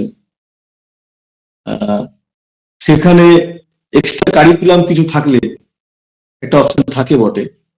সেটা আপনি যে ডিপ্লোমাটা বলছেন সেটাই এটা কি না, এটা নিয়ে আমার কোনো আইডিয়া নেই। তাহলে আমাকে একটু খোঁজ খবর নিতে হবে। আর কিছু? Okay sir, thank you. বেশ, নেক্সট প্রশ্ন অনিশা দত্ত। অনিশা আমাদের স্টুডেন্ট, নাজমুন নেশা আমাদের স্টুডেন্ট ছিল। বলো। আমার গুড ইভিনিং স্যার। আমার প্রশ্নটা হচ্ছে যে আপনি যে সময় ইন্টারভিউ দিয়েছেন সেই সময় কি ধরনের প্রশ্ন আপনাকে করা হয়েছিল সেগুলো যদি কয়েকটা আমাদের একটু বলেন তাহলে একটু সুবিধা হতো। কি ধরনের প্রশ্ন সম্মুখীন হতে হয়েছে আপনাকে, সেই প্রশ্নগুলো যদি একটু এক্সাক্ট আমার ঠিক মনে পড়ছে না এখন নিজের আর। যে বিষয়টার উপর আপনি ডেমো দিয়েছিলেন সেটার থেকে কি প্রশ্ন, কিরকম ধরনের প্রশ্ন? জেনারেলি কনসেপচুয়াল তো আপনি বললেন, কিন্তু আচ্ছা এক্সাক্ট প্রশ্নটা কি, এক্সাক্ট ডেমোটা কি আমি দিয়েছি এটা আমি ওপেন করতে চাইছি না। আচ্ছা আচ্ছা ঠিক আছে। বেশ, খুব ভালো। একটা SMS বোধহয় এসেছে আমাদের, ও মাইকের প্রবলেমের কারণে বলতে পারছে না, দুটো এসেছে। এই যে কেউ একজন, দুটো প্রশ্ন আছে। একটি হচ্ছে সেন্ট দাস বলে কেউ একজন লিখেছে, ইন্টারভিউ বোর্ডে আই কন্ট্যাক্ট নিয়ে কিছু বলুন। আই কন্ট্যাক্ট, হ্যাঁ, ইন্টারভিউ বোর্ডে আপনি সবসময় একদম চোখে চোখ রেখে সামনে স্যারের সঙ্গে পোলাইটলি মুডেই, মানে দৃষ্টিভঙ্গিতেই স্যারের সঙ্গে, যে স্যার যে প্রশ্নটা করবেন তার সামনাসামনি তার দিকে তাকিয়ে উত্তর দেবেন। আপনার একটা, আমি আমার টিচারের বা আমি অন্য কারো, আমার উল্টো দিকে যে আছে তাকে চোখে চোখ রেখে কথা বলছি মানেই তো আমার কনফিডেন্স আছে। আমি মাথা নিচু করে ফেলছি, লজ্জায় মুখ ঘুরিয়ে ফেলছি, মানে তোমার কনফিডেন্স লেভেল নেই দিল। এটা আমি বলতে আপনার পার্সোনালি টেস্ট করা হচ্ছে। অবশ্যই আই কন্ট্যাক্ট রেখে কথা বলবেন, আর মুডটা সবসময় থাকবে। ভালো করে খেয়াল করে দেখুন, আমি আপনাদের সঙ্গে যখন কথা বলছি খুব সাবলীল ভাবে, খুব নর্মাল মুডে, খুব ঠান্ডা মাথায় মুডটা থাকবে আপনার পুরো ঠান্ডা, কুল। কোন রকম গাম্ভীর্য, রাগ, তাপ ওগুলোকে সব বাড়িতে রেখে আসবেন। নেক্সট। খুব ভালো। নেক্সট প্রশ্ন মেখলা মূর্তি করেছে মৌলি। ও জানতে চেয়েছে যে দ্য প্রিন্স এর কি ডিটেইলস স্টাডি লাগবে, মানে যদি ওই রকম টপিকের উপর কোনো ডেমো থাকে তো সেক্ষেত্রে দ্য প্রিন্স। আপনার যদি মনে হয় যে আমি ডিটেলস পড়বো, আমি কি না বলতে পারি আপনাকে? আমি তো কখনোই বলতে পারি যে না পড়বেন না। খুব ভালো। মানে ধরুন আপনি একটা বিষয় পড়ছেন, সেটার আষ্টে পৃষ্ঠে যত রকম ভাবে শুধু প্রিন্স পড়তে হবে তার কি মানে আছে? ওখানে কি পাবলিকেশন হয়েছে, কি রিসার্চের কাজ হয়েছে, কি অন্য জায়গাতে হয়েছে, আপনি পড়ুন, অনেক নলেজ গ্যাদার করুন, সমস্যা কোথায়? খুব ভালো। তো মোটামুটি আমরা আমাদের অনেক প্রশ্নই পেয়েছি আজ। আর বোধহয় কারো প্রশ্ন নেই। যারা প্রশ্নকর্তা তারাও হাঁপিয়ে গেছে মনে হচ্ছে আজকের জন্য, বাট আমাদের কিন্তু যিনি স্পিকার তিনি হাঁপাননি, উনি কিন্তু এখনো ওয়েটিং। তো কিছু থাকলে এই সব সুবর্ণ সুযোগ কাজে লাগাও, দু একটা প্রশ্ন। সুইটদা চ্যাটার্জি আছে, সুইটদা কিছু বলবে নাকি? যাদবপুরে আমার জুনিয়র সুইট পিএইচডি করছে। সুইটদা? না, আপাতত কিছু বলার নেই। ফুলচাঁদ মাহাতো সে বোধহয় কিছু বলতে চাইছে। ফুলচাঁদ হচ্ছে যাদবপুরে আমার জুনিয়র, বলো। হ্যাঁ দাদা, শোনা যাচ্ছে? হ্যাঁ, আমি ছোট একটা ইনফরমাল প্রশ্নই করতে চাইছিলাম যে এই ড্রেস কোডটা সম্পর্কে যদি একটু বলে দেন তাহলে। কারণ আমি অন্য স্টেটে পিএইচডি করেছি ছত্তিশগড়ে, তো এখানে আমি দেখেছি মধ্যপ্রদেশ বা ছত্তিশগড় অনেক জায়গাতে পিএসসি তে সেখানে ব্লেজার পরে যায়, হোয়াইট শার্ট পরে যায়। তো আমি ওয়েস্ট বেঙ্গল সিএসসি তেও গেছি, আমার দাদার সাথে গেছি আমি যাদবপুর যখন হোস্টেলে থাকতাম। তো সেখানে অনেকজন নর্মাল শার্ট পরে যেত কেউ। তো আমি এই যে ড্রেস কোডটার ব্যাপারে স্পেশালি ছেলেদের, মানে মেয়েদের ক্ষেত্রে প্রশ্ন হতে পারে, তো আমি ছেলেদের এটা একটু যদি আলোচনা করে দেন, জাস্ট 1-2 মিনিট শেষ মুহূর্তে। ড্রেস কোডটা আমি বলবো ফুল হাতা শার্ট পরবেন, ফর্মাল শার্ট, জিন্সটা না পরাই ভালো, ফর্মাল কাপড়ের প্যান্ট যেটা হয়। আমি প্রচন্ড ভাবে জিন্স পরে অভ্যস্ত, শুধু ইন্টারভিউ দেবো বলেই আমাকে আলাদা করে একটা প্যান্ট বানাতে হয়েছিল, কাপড়ের প্যান্টই পরেছিলাম। আর চেষ্টা করবেন শুটা নর্মাল শু পরার। জামার কালার হালকা কালার হলেই ভালো হয়, হোয়াইট হলে তো খুব ভালো হয়, নাহলে যে কোনো হালকা কালার। মানে এমন কিছু পরবেন না যেটা, দেখুন আপনাকে একটা জিনিস খেয়াল করতে হবে, আমাদের দেখবেন সোশিয়োলজিতে একটা কথা আছে কালচারাল ল্যাক। মানে একটা 18 বছরের ছেলের যে রং চঙেটা ভালো লাগবে, আর আমার এই যে আমার সেটা খুব একটা ভালো লাগে। আমি একটু এমনি হালকা কালার পছন্দ করবো। আবার আমার থেকে যারা বয়স্ক, এজেড, মানে প্রায় যারা 55, 58, 60, তারা আরো একটু পোলাইটলি পছন্দ করবে। এখন আপনি তো মানে আপনাকে তারা ইন্টারভিউ নিচ্ছেন মানে তারা চাইবেন আপনি একটু তাদের ঘরানার মতো জাস্ট বাঙালিয়ানা একটু ভদ্রস্থ পোশাক আশাক করে আসছেন। আপনাকে তো এটা মাথায় রাখতে হবে, পার্সোনালিটি দিয়ে হোক, আপনার কথোপকথনে হোক, আপনার কালচারে হোক, আপনার পোশাক আশাকে হোক, আপনার প্রশ্নোত্তরে হোক, আপনি তো তাদেরকে সন্তুষ্ট করতে যাচ্ছেন যাদের বয়সটা 50-এর উপরে। তারা কি আর আমি যেমন টি শার্ট পরে এখন আলোচনা করছি এটা তারা পছন্দ করবেন? হ্যাঁ দাদা, এক্ষেত্রে ওই যে ব্লেজার বা টাই এ সমস্ত লাগিয়ে এটা কি উপযুক্ত নাকি একটু? চেষ্টা করুন বেচার টাইটা না পড়ে যাওয়া। আপনি তো ছাত্র, ওনারা টিচার। রেজাল্টটা যখন আমরা সাহেব হয়ে যাই, একটু বেশ গর্জাস নিজেকে মনে হয়, তখন আমরা পড়ে যাই। থাকি না একটু নর্মাল, অসুবিধা কোথায়? ওকে দাদা, একদম থ্যাংক ইউ। তো যাই হোক, আর কর্পোরেট জগতে হলে রেজাল্ট টাইটা ঠিক আছে। কর্পোরেট জগৎ তো নয়, প্রাইভেট ইউনিভার্সিটি নয়, সরকারি কলেজ। থাক না, ওদেরকে আমরা অ্যাভয়েডই করি। একতার আর একটা প্রশ্ন আছে বোধহয়, বলো এই কথা। মানে আমি এটা শুনেছি যে আমি যেরকম পিএইচডি করি, তো আমি প্রাইভেট ইউনিভার্সিটি থেকে পিএইচডি করছি। তো আমাকে এই কথাটার বারংবারই সম্মুখীন হতে হচ্ছে যে এবং আমি যেহেতু গুজরাট থেকে পিএইচডি করছি, তো আমাকে বারংবারই কেউ না কেউ বলছে যে প্রাইভেট থেকে পিএইচডি করলে সেরকম নাকি মানে ওই সিএসসি বোর্ডে গেলে আমাদেরকে ইম্পর্টেন্স দেওয়া হবে না। তো এটা কতটা মানে সত্যতা আছে? যাদের গন্ডিটা পশ্চিমবঙ্গের মধ্যে, তারা এই প্রশ্নটা করে। যারা আপনাকে এই কথাটা বলছে দেখবেন তারা আপনার এলাকার লোকজন, মানে আপনার ব্যাচমেট, আপনার পাশাপাশি এরকম যারা এক্সপার্ট আছে তারা জানে যে হায়ার এডুকেশনটা কোনো স্টেটের মধ্যে সীমাবদ্ধ থাকে না, ওয়ার্ল্ড ওয়াইজ। এখান থেকে ইচ্ছা করুন আপনি, আপনার প্রসেসটা ঠিক আছে, ইউনিভার্সিটিটা ঠিক আছে। ইভেন আমি নিজে প্রাইভেট ইউনিভার্সিটির পিএইচডি ছাত্র। একটা কথা বলি এই প্রসঙ্গে, আমরা যখন এমএ ভর্তি হয়েছিলাম না 2010 সাল, তখন মুখে মুখে একটা কথা চলতো, যার নেই কোনো গতি তার রবীন্দ্র ভারতী। আপনারা শুনেছেন কিনা জানি না। আমি বর্ধমান থেকে রবীন্দ্র ভারতী গিয়েছিলাম বলে আমাকে প্রচুর কথা শুনতে হয়েছিল। তো এই যে আমাদের সাবধানের পিএইচডি করা আছে কাজী নজরুল ইউনিভার্সিটি, যারা যাদবপুরের ছেলে, যদি এখন ও পোস্ট ডক করছে ওখানে, যারা ক্যালকাটার ছেলে, তারা একটু মনে মনে শান্তি পাবে ওকে বলে, ভাই আমরা ক্যালকাটার ছেলে, আমরা যাদবপুরের ছেলে। যায় আসে না। মাধ্যমিক পরীক্ষায় পুরো ছেলে বাঁকুড়ার প্রত্যন্ত গ্রামের একটা স্কুল থেকে পাশ করেছে, কোনো ছেলে কলকাতার পাঠভবন থেকে পাশ করেছে, দেখা হয় না। দেখা হয় তুমি মাধ্যমিকে কত পার্সেন্ট নাম্বার পেয়েছো, একটা স্বীকৃত বোর্ড থেকে তুমি পাশ করেছো কিনা। পিএইচডিটা দেখা হয় তোমার ইউজিসি রেকগনাইজড ইউনিভার্সিটি কিনা, আর তোমার অ্যাওয়ার্ডেড হয়েছে কিনা, তার জন্য তোমার নাম্বার। পিএইচডি তে মার্কস ওয়াইজ নাম্বারও হয়নি।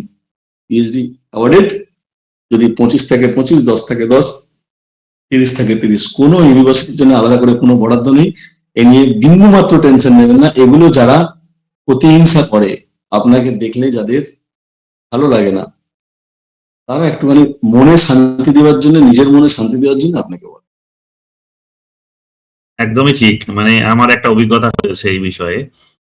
আমার এক মাস্টারমশাই, তিনি যখন জানতে পারলেন যে আমি কাজী নজরুল থেকে পিএইচডি করেছি, তখন তুমি বললে, এবং উনি এটাও তার আগে উনি জানলেন যে আমি বললাম যে আমি ক্যালকাটাতে আগে করতাম, ক্যালকাটা ছেড়ে দিয়ে আমি কাজী নজরুলে জয়েন করেছি। ওনার অভিজ্ঞতা উনি বললেন সঙ্গে সঙ্গে যে একটা নেগেটিভ রিয়াকশন দিলেন এবং বললেন যে কোথায় কাজী নজরুল আর কোথায় ক্যালকাটা, তুমি ক্যালকাটা কেন ছাড়লে? After all Calcutta is Calcutta, why have you left Calcutta? কিন্তু উনি তো জানেন না, জানেন না যে পিএইচডিটা ইউনিভার্সিটির উপর ডিপেন্ড করে না, টপিকের উপর আছে। আমার সুপারভাইজার কে আছে, কাজী নজরুল কি ভালো লোক কেউ থাকতে পারেন না?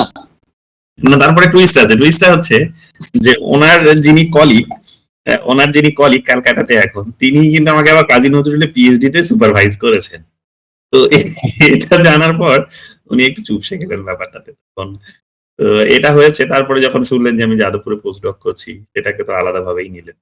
এগুলো যখন কেউ বলে এগুলো একটু তাদের মনের রোগ, কোনো টেনশন নেবেন না। ওই জন্য আমি কিন্তু প্রথমে একটা কথা বলেছিলাম যে আমি পাবলিকেশন পিএইচডি থেকে অনেক কথা বলার আছে, ওটা আমি পুরো অ্যালোক করে গেছি, কারণ ওটা একটা পুরো টপিক। নেক্সট, আর কিছু আছে তোমাদের? কারো মনে প্রশ্ন কিছু থাকলে বলো, দাদা হাঁপিয়ে যাননি, দাদা স্টিল ওয়েটিং, এনার্জেটিক ভীষণ। ঠিক আছে, আমি বলেছিলাম না তোমাদের যে পড়াশোনাটাকে খুব ভালোবেসে করে, so কাজেই তোমরা প্রশ্ন করো, এইখানে কোনো সমস্যা নেই। যাই হোক, আজ হয়তো মাথায় আসছে না তোমাদের। দাদা বলছি আমাদের তাহলে মানে ফিমেল ক্যান্ডিডেটদের ড্রেস কোডটা একটু বলে দাও। একেবারে যেটাতে আপনারা ভদ্রস্থ ড্রেস মনে করেন, শাড়ি যদি পরতে আপনি সাবলীল হন, শাড়ি পরবেন। অনেকে শাড়িকে সামলাতে পারে না, তাহলে দরকার নেই, সালোয়ারে যদি কমফোর্ট হয় কমফোর্ট পরবেন, কিন্তু কালার আর মেয়েদের ড্রেসের কোনটাকে ভদ্রস্থ বলে কোনটাকে অভদ্রস্থ বলেন সেটা আপনারা বোঝেন, যথেষ্ট সিনিয়র। সবসময় চেষ্টা করবেন ভদ্রস্থ পোশাক পরে যাওয়ার। বেশ, কোন রকম ভাবে যে পোশাকটা পরলে আমার বাবা মায়েরা অসন্তুষ্ট বোধ করেন সে পোশাক পরে যাবেন না, কারণ ওখানে আপনার যেটাকে আমরা বলি যে একটু অন্যরকম পোশাক, আমি ব্যাখ্যা করতে যাচ্ছি না, বলে হয়তো একজন ভালো চোখে দেখলেও বাকিদের একটু খারাপ লাগবে। দরকার নেই, আপনি ভদ্রস্থ পোশাক পরে যাবেন, যেখানে কোনো বিতর্ক থাকবে না। বেশ, খুব ভালো। বলো, সুবীর ঘোষ, বলো। স্যার বলছিলাম আমার একটু জোর করা হয়ে যায় আর কি পড়ানো, তো সেক্ষেত্রে ইন্টারভিউ বোর্ডে যে জোর করা বললে কি ওরা অ্যাগ্রেসিভ ভাবে ব্যাপারটাকে নেবে, কিরকম স্পিচের স্কেলটা রাখা উচিত একটু যদি পরিষ্কার করে দেয়। আওয়াজটা ঠিক আসলো না, প্রচন্ড ভাবে ডিস্টার্ব আওয়াজটা আসছে। তখন যখন জিজ্ঞাসা পরিষ্কার করে একটু মোবাইলটা একটু ছেড়ে সামনে এসে। বলো এবার। হ্যালো, এবার হ্যাঁ বলছি, যখন ইন্টারভিউ বোর্ডে যখন আমি ডেমো ক্লাসটা দেবো, তখন ভয়েসটা কিরকম স্কেলে রাখা উচিত আর কি, মানে আমার একটু জোর গলায় হয়ে যায়, তো সেক্ষেত্রে যখন ওটা এগ্রেসিভ ভাবে নেবে না, এইটা আর কি জানা যে ভয়েসের যে স্কেল, হাই স্কেল, স্কেল আপনি একটা স্কেলিং ভাবে বলুন, কিছু যায় আসে না।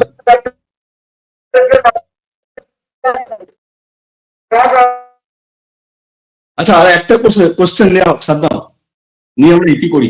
বেশ বেশ, অনেকক্ষণ হলো সত্যি, আমরা 7টায় শুরু করেছিলাম, ইটস অলরেডি 8:41।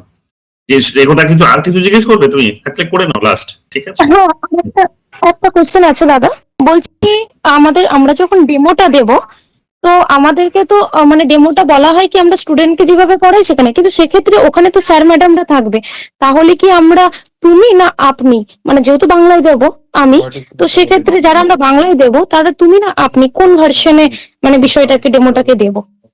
তুমি দিয়ে বলো। ক্লাসের ফিল, যে যারা সামনে বসে আছে তারা একদম স্টুডেন্ট। ভালো, খুব ভালো। ঠিক আছে, তাহলে আমার একটা কোশ্চেন করতে পারি? বলো বলো, লাস্ট একটা কোশ্চেন করে নয় কথা। বলছি মানে যখন আমরা ডেমোটা দেব তখন আমরা যেহেতু স্টুডেন্টকে পড়াচ্ছি, তখন আমরা সেক্ষেত্রে যেরকম বলি যে তোমরা কি বুঝতে পেরেছো বা কোনো প্রশ্ন থাকলে করো, কিন্তু তারা যখন থাকবে মানে ইন্টারভিউ বোর্ডে, তাদেরকে তো আমরা এটা বলতে পারবো না, তাহলে সেক্ষেত্রে তখন কি বলে এন্ড করব ডেমোটাকে? বলার দরকার নেই,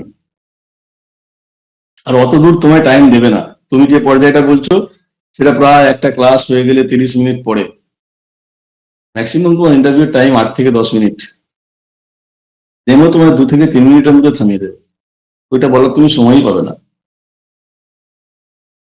যদি সময় পাও তাহলে বলবে যে তাহলে আপনারা প্রশ্ন করুন, প্রশ্ন করতে পারেন।